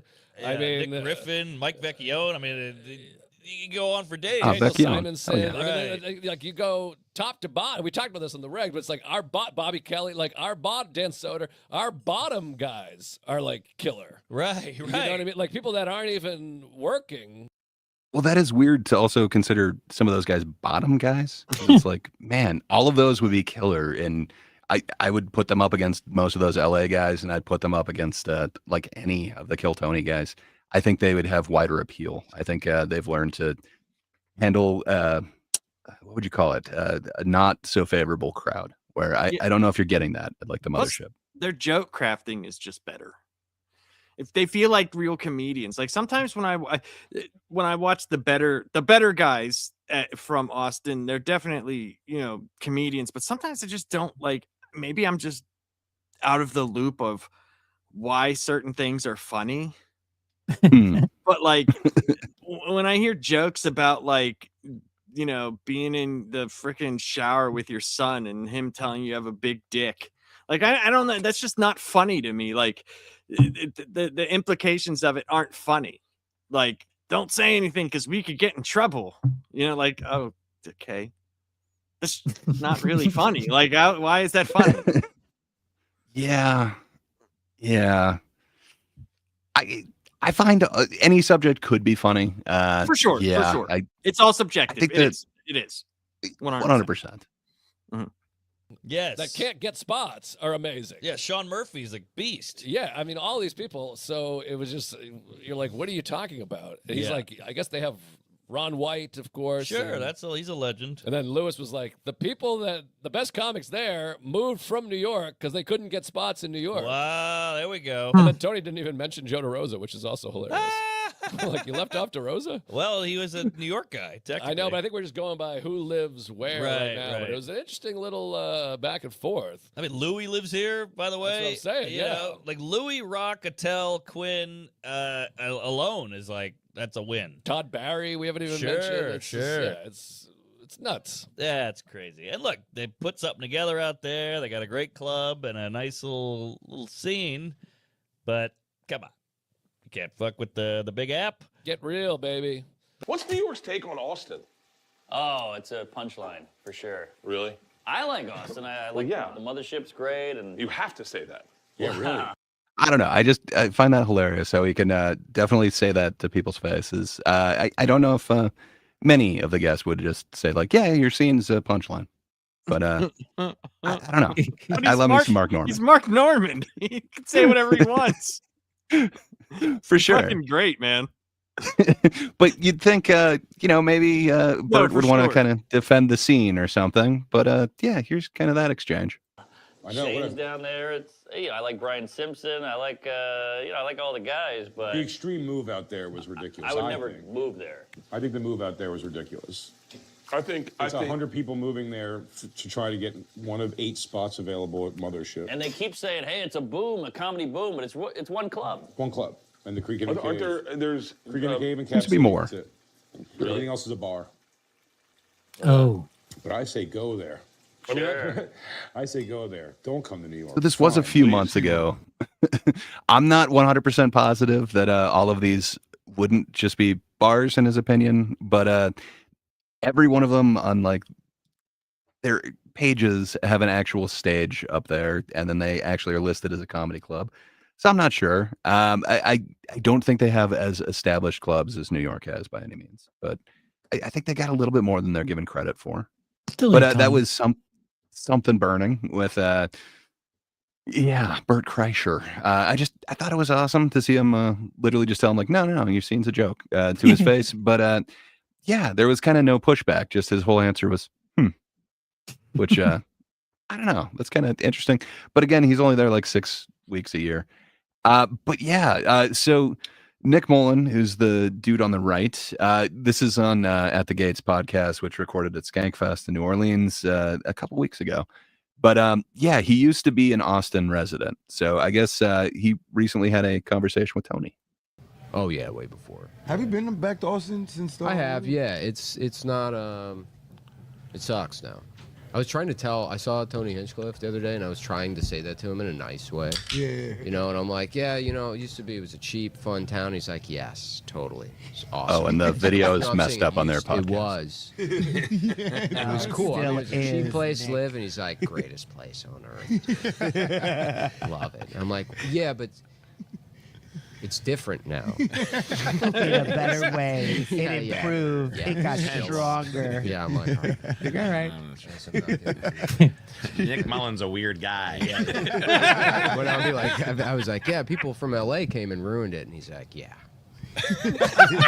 Where did you move from? That is the funny thing though about like the LA comics that moved to Austin, and they're like they want to get away from LA, but it's like you've now turned this into You turned that into you turned it into LA With no ocean. Yeah, right. Yeah. And demanding bums. Yeah. Have you been there? Have you Yeah, I've been there twice. It's fun to like do comedy and get up, but to hang out and be around the people is the fucking worst. Oh yeah. It is worse. I'd rather hang out on McDougal Street in New York. The other thing was at one point. Damn. Yeah, McDougal Street is not a great location. But Well, yeah, this way, dude, the fact that all these comedians who aren't from that area are saying this, and the only people really defending it are the people who make their bones there. It's super well off too.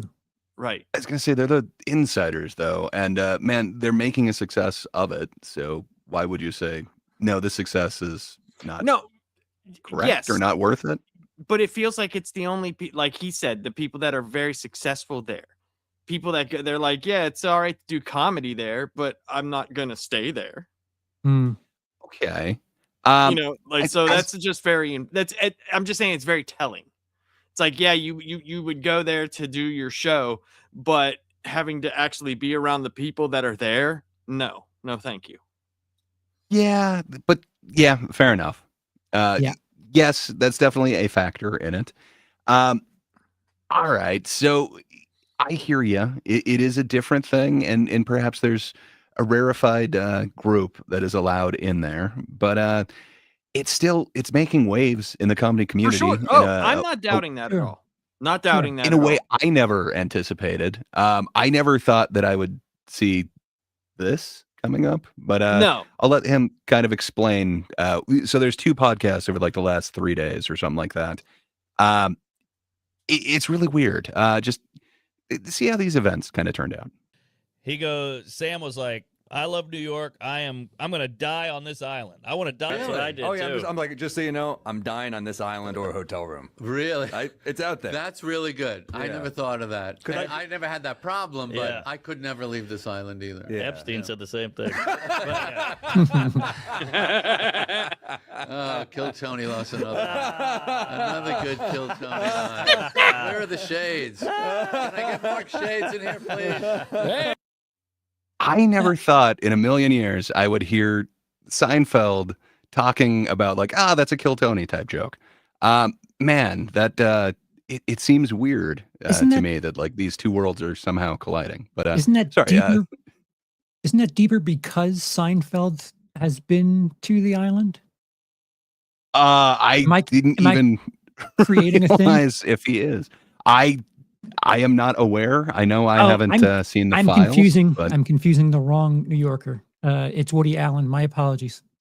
okay, I was going to say I've got it's issues with completely my Jerry, fault. but he's a legend. My issues don't have to deal with that island. It's kind of You're right. Right. anyway, a tangent.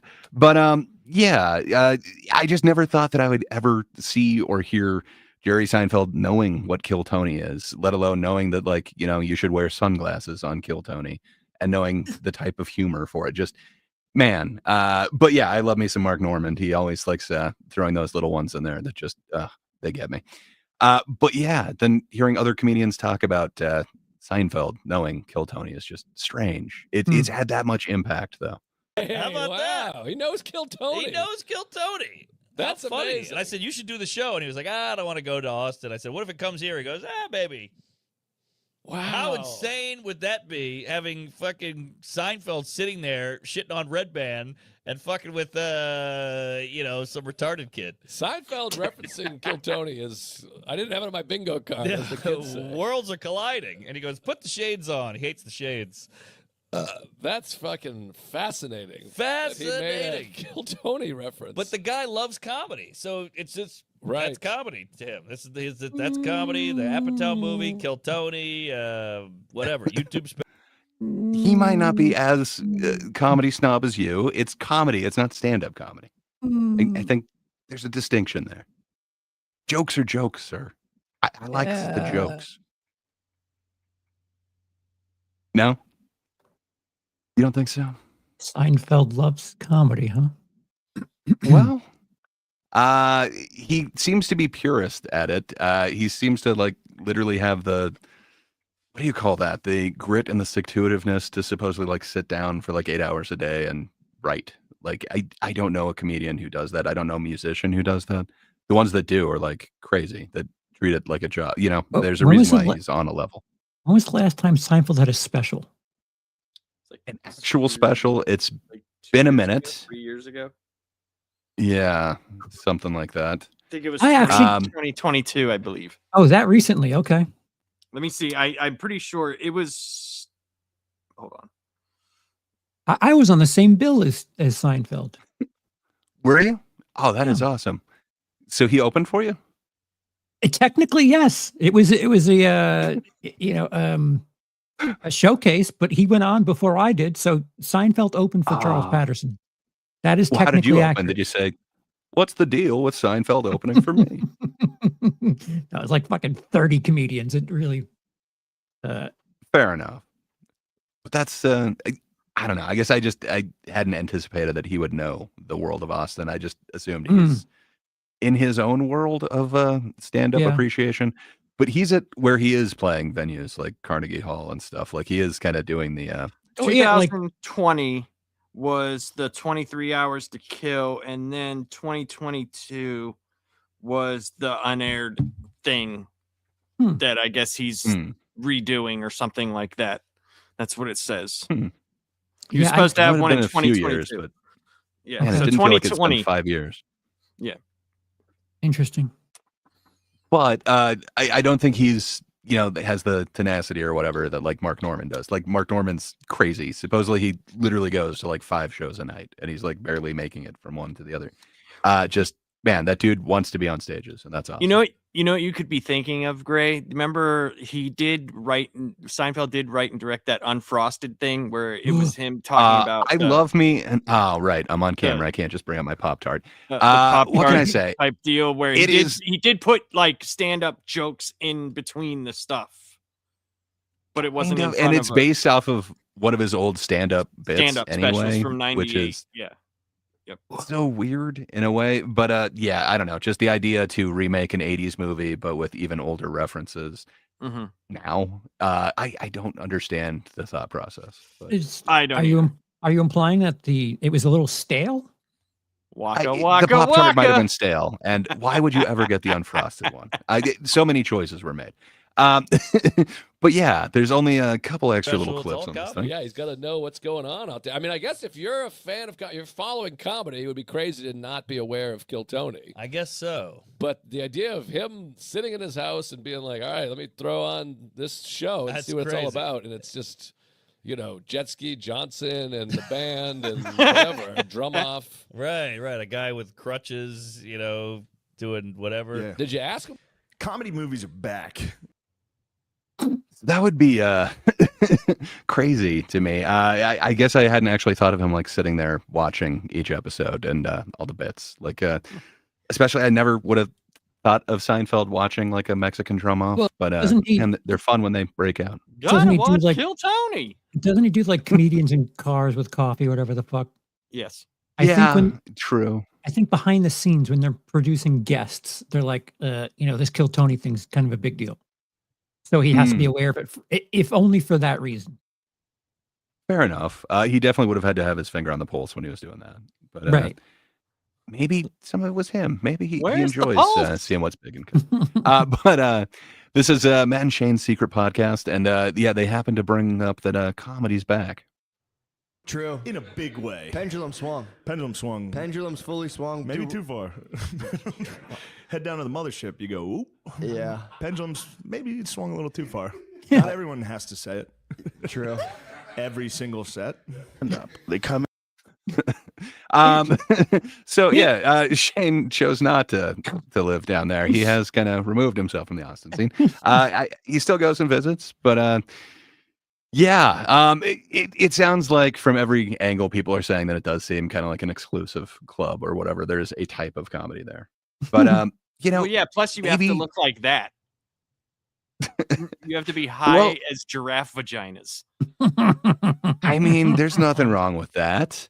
But yeah, I don't know. Even Joe and Tony kind of had this to say on an episode of Joe Rogan's podcast. And they do like a weekend, then they go do Kill Tony, and then they'll do like one of our shows. It's fucking crazy. Yeah, I always ask now during the commercial break where I get to talk directly to the Kill Tony audience, and I ask, how many of you live in Austin, Texas? Make some noise. How many of you flew in just for this? And it's always a bigger pop. Isn't that wild? Yeah. It's like this city's become like a vacation destination for stand-up. Yeah. Yeah. Apparently the music on there is kind of loud. I will definitely lower the volume next time. But I don't know. That is kind of a crazy thing, though. I don't think anyone was looking at LA as like the comedy destination. Hold on. You're thinking so? Vacation destination? Who's having that conversation though? It's the most well-off person in Austin and the second most well-off person in Austin. Of course they're going to make it sound like it's a big deal. I'm just saying, like, if they're asking the comedy club, like, how many of you are from Austin, and it's only like so big of a pop, and then it's always a bigger pop for how many of you are from out of town. Sir, the president of the United States talks about how great the economy is, and true. That is not accurate. I'm not saying it's empirical data or anything like that. I would like a recount, but I am saying that that's pretty good data that would imply like, hey, maybe they were successful in doing that. I've been to LA a whole bunch of times. True, but does that come that's from who they're being talking a about. draw though, as opposed to very good point. Well, I think it shows that perhaps he was successful in what he's trying to do. Which, No, for sure. if I'm we're not talking about doubting that. I'm what's not doubting becoming his a hub, success. Those two in like men 5 years, are yes, the most successful in that city. Of course, as far as 100%. comedy is concerned, yes. 100%. But man, people are actually choosing their vacation to either go be on Kill Tony or to try and see a show at the mothership. I don't know Yeah. of too many people who are like, you know what?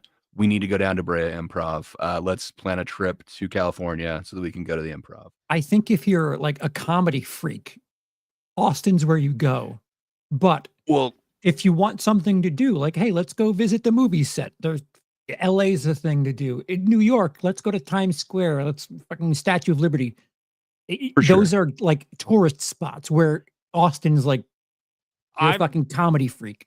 I've always used For sure. Texas as a Passover because I got to get me some barbecue while I'm there. Like I Oh, have to. yeah. I have to. But like I don't know if I could personally stay there for longer than 2 days. And I've been there quite a few times. I think it's a really fun city. I have not I've never experienced been to, like the I've never mothership been and to all that Austin. stuff. I can't say that. So I don't Oh. know. Austin, I just meant Texas in general. Sorry. Yeah. I've never been to Austin yet. I have not been there.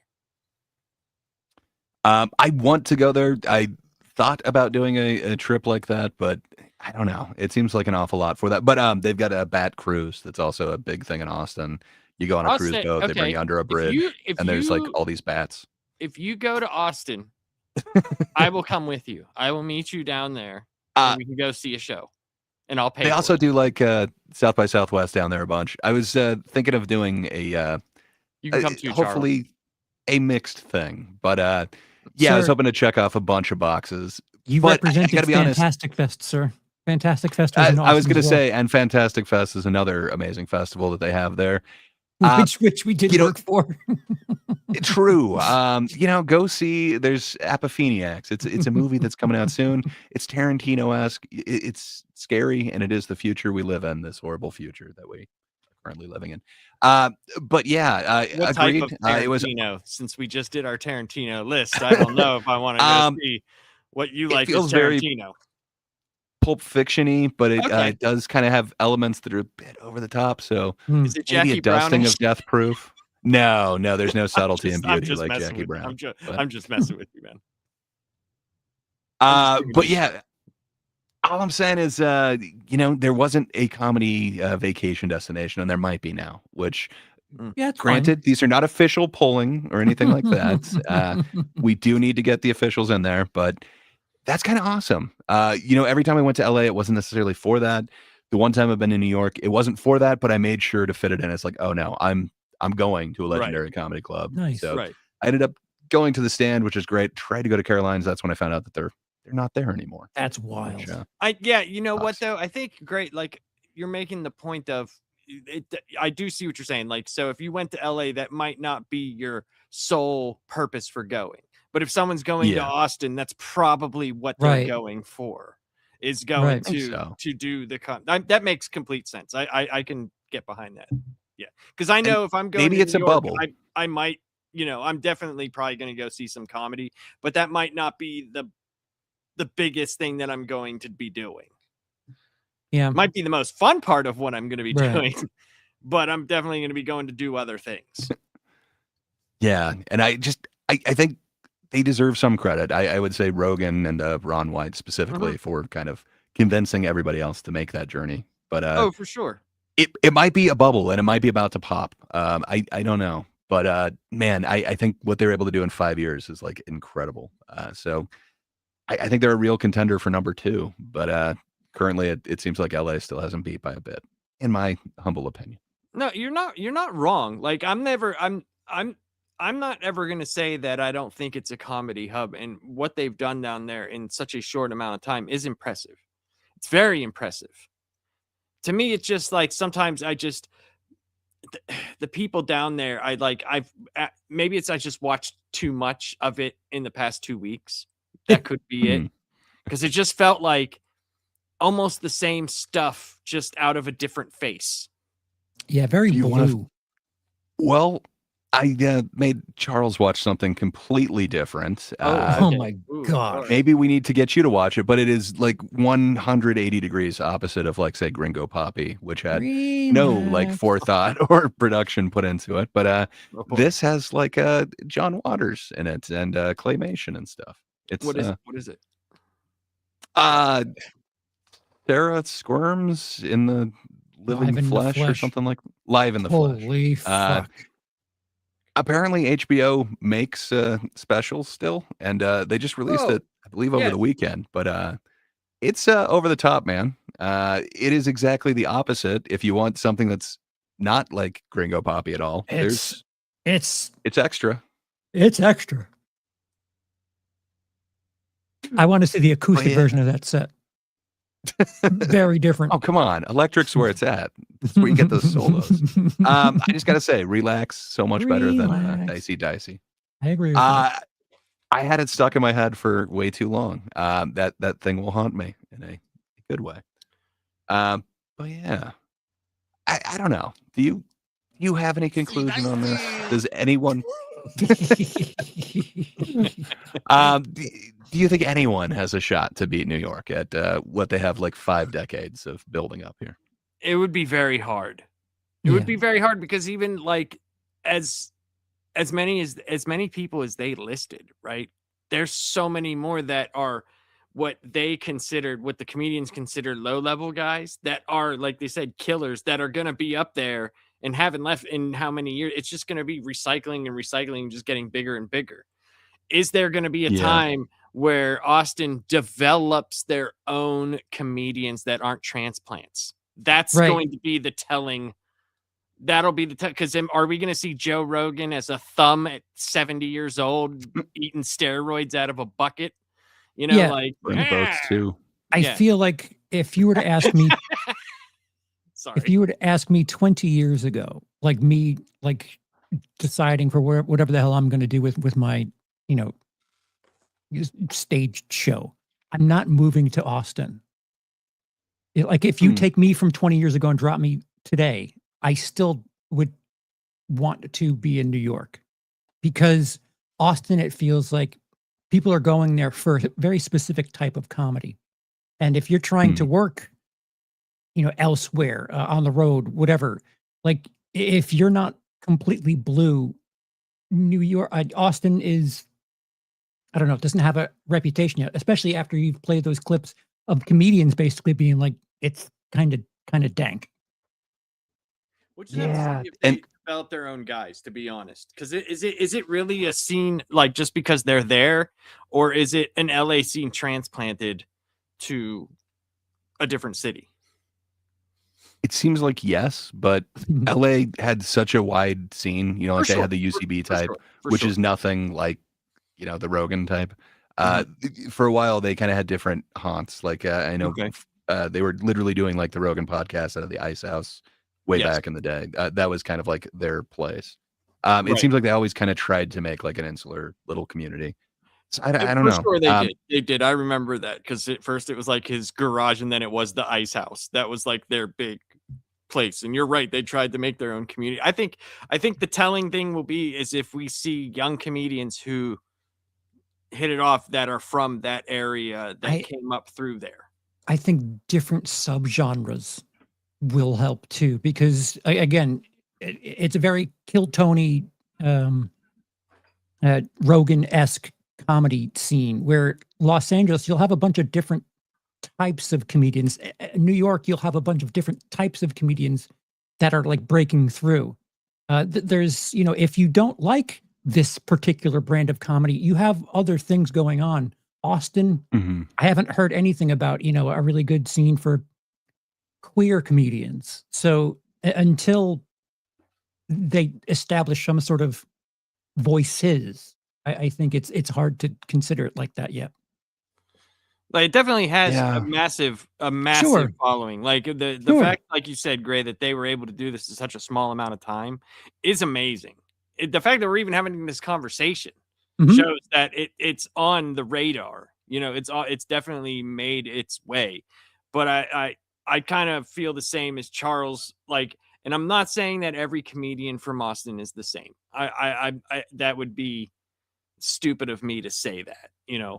to me, it definitely has a feel, maybe because a lot of them are like-minded and that's why they moved there. Like I said, they were trying, like Rogan was trying to make his own For sure. subcommunity, almost like, so maybe that's it until I think, like, for me, it'll be once like newer comedians come up from that area and let's see what they're talking about. Cause we don't get, also, like when you get New York comedians, they talk about New York a lot.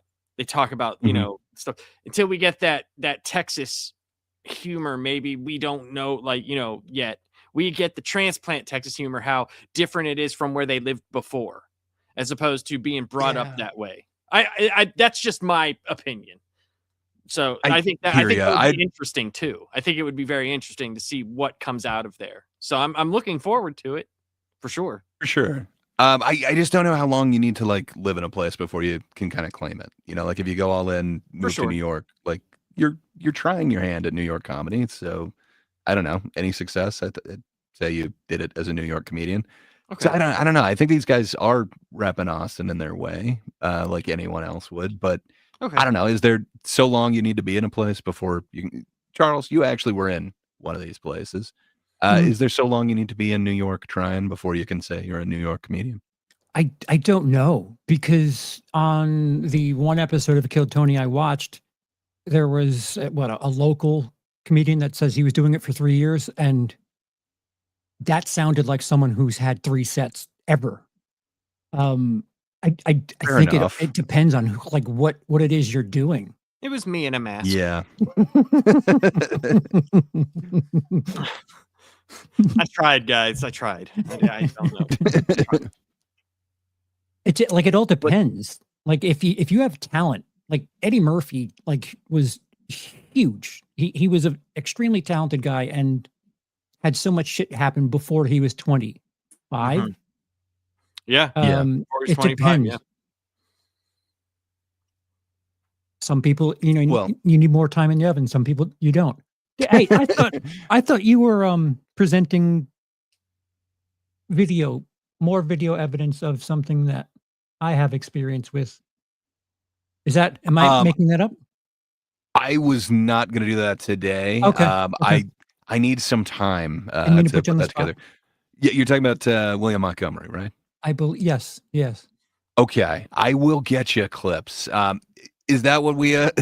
So should we move on to something different next time, or I don't know what you guys want? I think we're like all of the same mind that New York is where you go. Austin's certainly something to be considered, but each city has its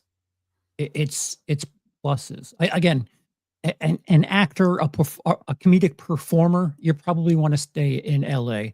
A comedian who's trying to break in comedy, maybe Austin, but a comedian and also an opportunity to write is New York. Yeah, the one thing that I think that we take from all of this, though, is that comedy's at least on an uptick, that there's more places to go, whether you like this style or this style or this style. There's more places to go, and that's just good in general for comedians. Who have always had a very hard time even making, like a buck here or a buck there. I appreciate the fact that they have more places to go. I agree. That's just overall health of the genre, and I think it can lead to better things. I really do hope that the Austin circuit doesn't peter out. I hope it gets bigger and bigger and bigger and bigger, and they get more people, and they have more guys that challenge each way of thinking, where you get a broader spectrum of comedy from everywhere. That's my hope, because I think that'll be just good for everything, because it sucks whenever TV's made out of like one place, like they always have that singular spin on it, and it's like, ugh. It would be cool if you got something from here or from New York or something, that would be awesome. To kind of try to white knight Austin a little bit. I know they've always had that kind of like keep Austin weird thing. They do have some alt comedy that is there. It's just nowhere near as popular. There's no way that it can compete with like Kill Tony or anything. Right. I just don't know about that being said, you're right. I hope some of that stuff gets big too. Because I don't know. I think that was one of the cool things about LA was it kind of fostered some weird and far out comedy, and I kind of dig some of that. But everything's not going to be for everybody. Yeah. Laps, you brought up stuff you watched this week. What did you Oh my catch up god! on? So it was a bunch of Austin stuff. I watched. I watched Tom Segura's The One Before Sledgehammer, whatever that was. Like Ball Hog or something. It was something. And I watched Secret Time by Bert Kreischer, which was not good. I did not like that at all. But he had a dicey like thing. It was The Secret Time. Oh, so I did, however, start to watch. I did get a video, and I have it. I can upload it, of Brendan Schaub's first comedy special, and I did start watching it from Showtime. Is it better? Did he cook it longer? Are there punchlines at all? I only got through the first 15 minutes so far. I didn't watch the whole thing. Oh my god! I was just Has like, there been a punchline? Oh my god! Yeah, he had two. Okay. He had two. Okay. But here's the thing. The best part about it was they were mixed up. And one was for a joke he told earlier, and then the punchline that he gave wasn't even for a joke that he told. No. Yeah. You're supposed to edit those things. I'm pretty positive that's how it was, because I watched it very intently after Green, because I was like, all right, I got to give this my best. And I was like, wait a minute, didn't he tell that joke like 4 minutes ago? And is this I a callback? But how can it be a callback if he didn't mention it? I was like, what is happening? Speaking of Mr. Spicy, I watched Brian Callen's special, which I think it's called False Gods, which is on YouTube. Yeah. I'll have to do some work, but I think Brian Callen does a bit on his children or his son that feels like Brendan Schaub's bit punched up. It's ominously similar. Because when we were watching the Gringo Poppy thing, something that Brendan Schaub brought up about his kid, it just felt really thin. But Brian Callen has a thing that really feels like a fleshed out version of the same joke. So I'll have to try to see if I can get those two clips together. So The only thing I remember from that one is the closer, the whole. Oh my god! Yeah, where it's kind of clapter.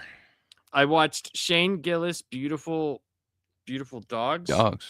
Yeah. All right, let me get my glasses. I'm trying to I avoid love that good one. comedy. I watched Theo Vaughn, okay. Regular People. I watched the Andrew Schultz, Life. Cat Williams, Woke Folks. I didn't hate that one. Let's see. Oh, you know what I thought was funny though? The section that was like Rogan and all that, and it was called Politically Incorrect Stand-Up Comedy. That's actually where the thing was. The Andrew Schultz Life. I watched one of Dave Chappelle's, and then I watched Bill Burr, I'm Sorry You Feel That Way. Secret Time with Bert Kreischer. Oh, Ari Shafir's America's Sweetheart. I watched that. That one's not bad. And then I watched Ralphie May, Unruly. And then I watched Torching 2024, which was the roast of the year. And my God, that felt like it took forever. Yeah, there were was some bad. really bad things in that roast of the year. But that's what I watched this past week. Torching. Yeah, so they roast. So Jeff Ross hosts it. They're roasting the year 2024, and they're bringing in a bunch of comedians to kind of do their roast on it. And Tom and Bert come in as a duo, a comedy duo. They come in on as a it, couple. Yeah, it's not good. It's interesting. It's not good. I looked at it and I was like, oh, this could be funny, you know? No, but Yeah, that I is also what I watched. thought And it there was had something potential. else- there was something else that I started. I think it might have been the Matt Rife thing are we still doing that next week? The Matt Christmas Rife? I think we have to, right? Yeah. So that's next week, right? Right. We got to. Okay. Yeah, so I started watching that, but that was another one where I just don't know him enough. I only know him from like clips off the internet and like him talking about like meeting women and like women this and oh honey please, and I'm just like, all right guy, He's a pretty boy. people like you. Yeah, he's a pretty boy. I don't know how I feel about a pretty boy doing stand up about being pretty. Well, just wait. Okay, so quick question. Yes, sir. So obviously we can't stream it because it's Netflix. Yes. I'm sure it'll get flagged. Do we watch it together or do we just come in with notes? I If we think watch it together, we can start recording these we can things get and we clips, could have yeah. them somewhere else. Yeah, I think if we watch it together and record it, make sure we don't put it up as we're doing it, I think we're okay. We just got to pull up the clips. Did anyone speak to WZ about? Oh, wait, I should probably say that off air. I have not. I know he's been only working speak a to him lot. to tell him he does amazing work. Indeed. That man. Yeah. I haven't gotten to talk to him. I know he's been working a lot, so I haven't messaged him at all. I didn't mean to bring it up live. I just No, you're fine. Right. I do say, you know what we could do? We could record like this. And we know that the cameras are on, so we don't have to look at it, but we could watch it in Discord and react live while we're doing it and then take clips from the video itself, like from us. Yeah, that's it. Yeah. So like at least if it's, we know that this part happens at this time break or something, or we could just watch it together off air and then talk about it on air. Yeah. Why don't we put a pin in this? Because I think I have a solution to this. Okay. We could talk about it off air. But yeah, that's fine. Salutations. Nice. Yeah, Well, overall, hell I yeah. had a fun time. Like, I could say I'm watching a lot more comedy than I have, and I'm being introduced to more people than I would know. So that's fun. I've Maybe not so been fun. going back and watching a couple of them that I thought were like my favorites of the year to try and kind of pin one down. Man, it's so much more enjoyable watching comedy that you enjoy rather than Oh, for sure. Like the Gringo Poppy type. But man, my wife kind of saw this weird one this weekend and suggested it, and my God, it's a trip that Sarah Squirms Live and in the Flesh, or however the hell that says. It's worth seeing. It will stick with you, man. The last 15 minutes is intense. Yeah, it says I have it check mark Sarah Squirm Live and in the Flesh. Yep. Yes. Okay, so I got that check mark on Max. So there's a heavy amount of claymation in there, but boy. yeah, kind of intense, man. It's like Pee Wee Herman on like fucking meth. It's wild. Ballsy Pee Wee Herman though. Yeah, it is the opposite of Gringo Poppy. So yeah, I've been enjoying some good comedy, and yeah, it makes me want to show you guys some bad comedy, and let's do that next week. When does the good start? Is my question. Well, doesn't Tom Segura have one coming out here shortly, like on the 24th or like the 22nd? I think so. I was gonna say I think there's a couple that are supposed to release like right around the end of the year. But come on, man, you got Matt Rife to look forward to. That's got to be good, right? You know, it would be very interesting to do would be looking back at places like Second City or the Groundlings and stuff, and look at all the people that came out of there. Sketch comedy might be a fun thing to look at some point in time. Mm-hmm. Dude, I love me some sketch. I don't think Charles is as highly. I don't think he thinks of it as highly. You're a stand-up snob. I'm inexperienced. Yeah. It's not my cup of tea. I don't lean to it. Right. I'm fine to talk about it. It's that's perfectly fine. But to me, there are some like the Upright Citizens Brigade, dude. The John Denver skit, dude, is so fucking hilarious. I don't understand how no one laughs at it. You replace everything with nutsack. Yeah, I love so much sketch, man. There's some stuff that I enjoy. Sketch. Chappelle's stuff, SNL stuff. Like when it's on, it's really quite entertaining. I think, yeah, I'm a huge fan of sketch. Like you mentioned UCB, but there's also SCTV, which is in some ways superior to SNL. And then you've also got Kids in the Hall. But then you've also got like the British versions, like Man Stroke Woman is just like fucking insane, and it's Yeah. got Nick Frost in it. There's some really amazing shit There's out some there. really bad stuff too that from sketch Oh. comedy. I remember the first time I saw the chicken lady on fucking the kids and all. I was like, what in the fuck is this? Yeah. What am I I watching? mean, it takes a certain kind, but you know, there's a bunch of other fun ones, like Mr. Show. Man, I Oh, love Mr. those Show is things, so and good, it's dude. just they're crazy in the best possible way. Mr. Show, dude. Um, Whenever the metal band goes to meet their biggest fan, and it's just, he's just sausages, the little kid. Oh, dude, it's so fucked up. Oh, love it so much. So good. Charles, I know you're a fan of Bob Odenkirk. Do you know I Mr. am. Show? Okay. Yeah, I'm familiar. I like Okay. Mr. Show. I like how it It starts. was amazing. Like, they kind of start on stage and then it leads to all the different stories. I like that. I thought it was. Yeah, the transitions were like the craziest part of that show. I dig it, man. Yeah. It's like music in a weird way. But yeah. Yes. So where would you consider that? Because supposedly Cross got his start in New York, but I believe they film most of that in L.A. Is Mr. Right. Show an L.A. thing?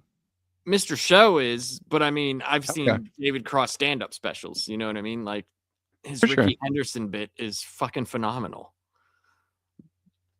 Real hit or miss with me, but man, that dude can be hilarious. Yeah, I think I think he works better in film and TV than he did as a stand-up.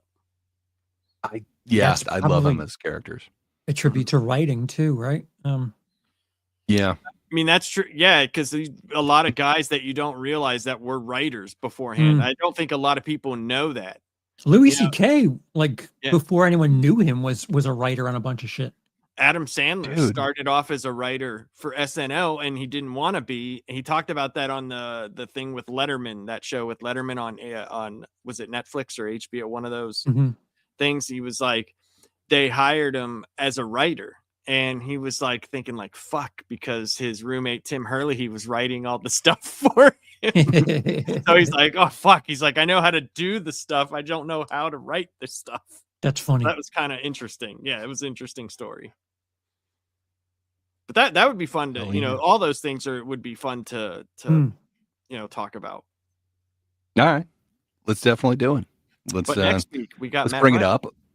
True. We cannot overlook the master of crowd work and his most daring special yet. Motherfucker's got 5 specials in 5 years. Yeah.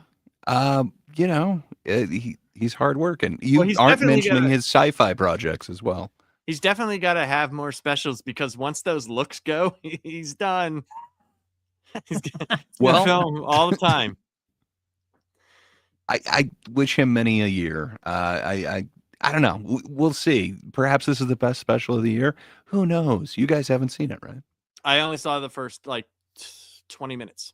I've seen like a total of 2 minutes of his stand-up Let's see. ever. So Cody suggested him. I don't know if Cody's taking the piss or if he genuinely wants Oh, to remember? know. He showed you other comedians before. He's opened your mind to them. Wasn't it 22 Schultz minutes or in. somebody that he showed you? Andrew Schultz, yeah. I am Yeah. 22 minutes into Unwrapped, a Christmas crowd work special. Oh, brother. It's themed. You don't understand. You can do one for each season. Um, That's the other thing too. Like I'm being awfully snobby. Crowd work, I feel like that's not writing. That's just it's just okay. Well, you could be like, write something for if someone reacts this way, Sure. I do this, or if some. Sure. But I know what you're saying. Most of it's riffing. Like you're just Yeah, you're riffing off of what you know to you're- how to react someone. you're like doing the comedy equivalent of counting cards. That's a good analogy. I like that. It could be. Thank you. I like that. He's actually. doing this a slightly different way. I've got a couple of crowd work specials from this year that I really dug. Can't wait. Big J. Okerson has one that was them they. It was Big a J. two-part Okerson crowd is work special. funny though. That's the thing. Yeah, he does crowd work a little bit differently. I think he might have some things holstered, but it isn't quite as much of that. But man, what Rife does in this, it just reminds me so much of I don't want to give it away, but he's doing something also I haven't seen in crowd work. So Okay. I'd like to hear your opinion on it. Oh, But I'll I look I'll forward finish to it that. tonight. I'll finish it. Yes, Jaden. Crowd work is what you do when your writing isn't working. Yes, Jaden. Very much so. Or if you want to fill some time, if they tell you stretch, are you going to waste a whole new bit, or are you just going to mingle a bit? Dude, is it accurate that Big Red Machine has an hour of material? Is that accurate? Yeah, I mean, he's definitely got more than that. More. It was over 30 minutes that he did when he opened for Tony when I saw him. Yeah, man. Wow. William Montgomery's the shit. I will win you over to Team Montgomery. Just Can't wait. That'll be a few weeks ahead. I need to prepare some clips, but I will make you love this man. Okay. Trust me. Okay. But yeah, I think that's basically it for today, right? We've got everything all assigned for next week, but oh yeah, guys. Oh wait, I think we've settled this. Are we dressing up? I'm dressing up. Oh, we have to. I mean, we're supposed to. Okay. Right? I just wanted to make sure it was on camera and we all agreed. Because if I show up and you guys are looking like that and I'm fucking looking like a reject Sure, house. we'll be there. Go ahead. I'll make sure to bring my rose skin. It'll be red for the occasion. It'll be great. Oh, that's fantastic. Well, all right, guys. What else you guys got going on this week? Anybody got anything cool going on? Charles? I might be doing like an all-nighter thing on the weekend. I don't exactly know what the fuck it is just yet, but damn. Yeah. Are you gonna I did want to extend the invitation because I know you were asleep last week. But this week we're doing our own list of our own personal top 10 Christmas movies. Oh. So I mean, you're always more than welcome to be there. I will try to be there. I don't want to say one way or another. No, I'll just be honest. Like I was like, I hope he's okay. That's all I thought. That's it. The little guy. 9 times out of 10, I'm asleep. It was I genuinely totally wanted to be there. But that's Genuinely wanted to be understandable though. It's like fucking 2:30 in the 1:30 in the morning. Like I totally get that. So I just wanted to, it's always open the invitation, but I wanted to give you the subject matter before you showed up and was like, hey, and then you knew nothing of what we were doing. If you're talking about comic stuff, I'm like, I could probably sleep in. Well, you could use comic movies. Some of them take place at Christmas, but it's your take on your 10 favorite Christmas, should you choose to make it. But right. I think you'll be there on Thursday, though, right, for Thinkers? I believe so. Okay. I'm assuming. So every Thursday night on YouTube at That Darn Kidda. And then we also have The Thinkers doing a Think, which is a separate channel, a new channel, a channel that the Thinkers are migrating to. So, yeah, if you want to check that out, it's an international panel. We get together, disagree about everything. Usually we can leave amicably.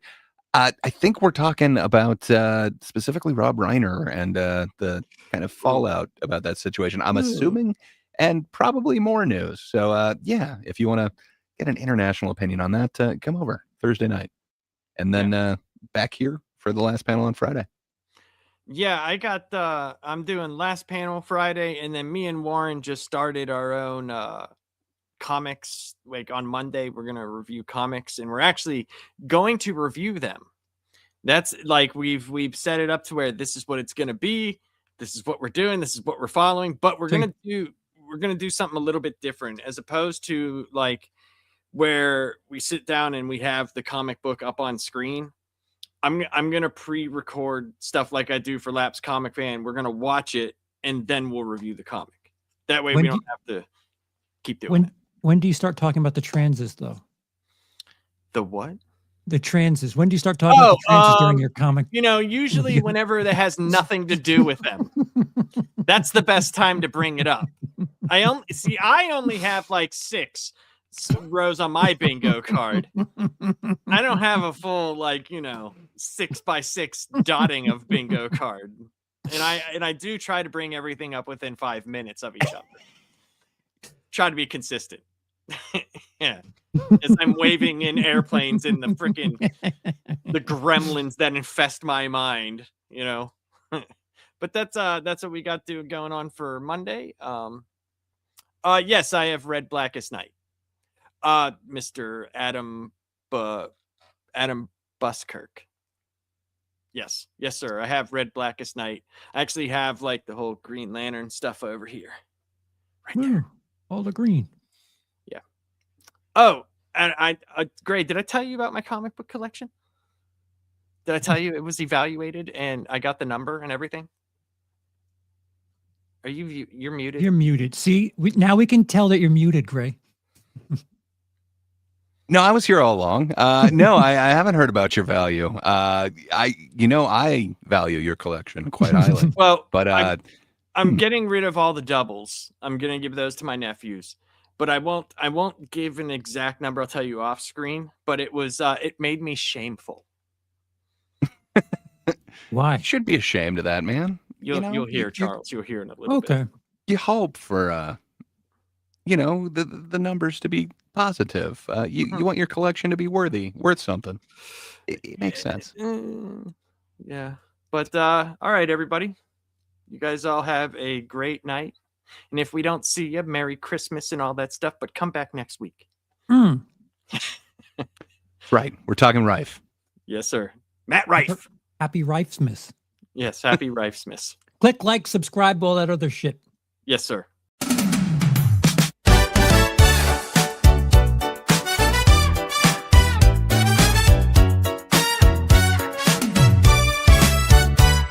the night of the nights, a time for laughter.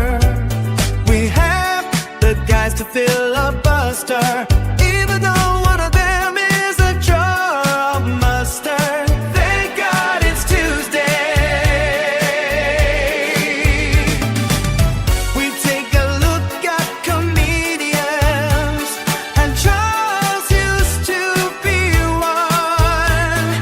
We have a lot to say about comedy.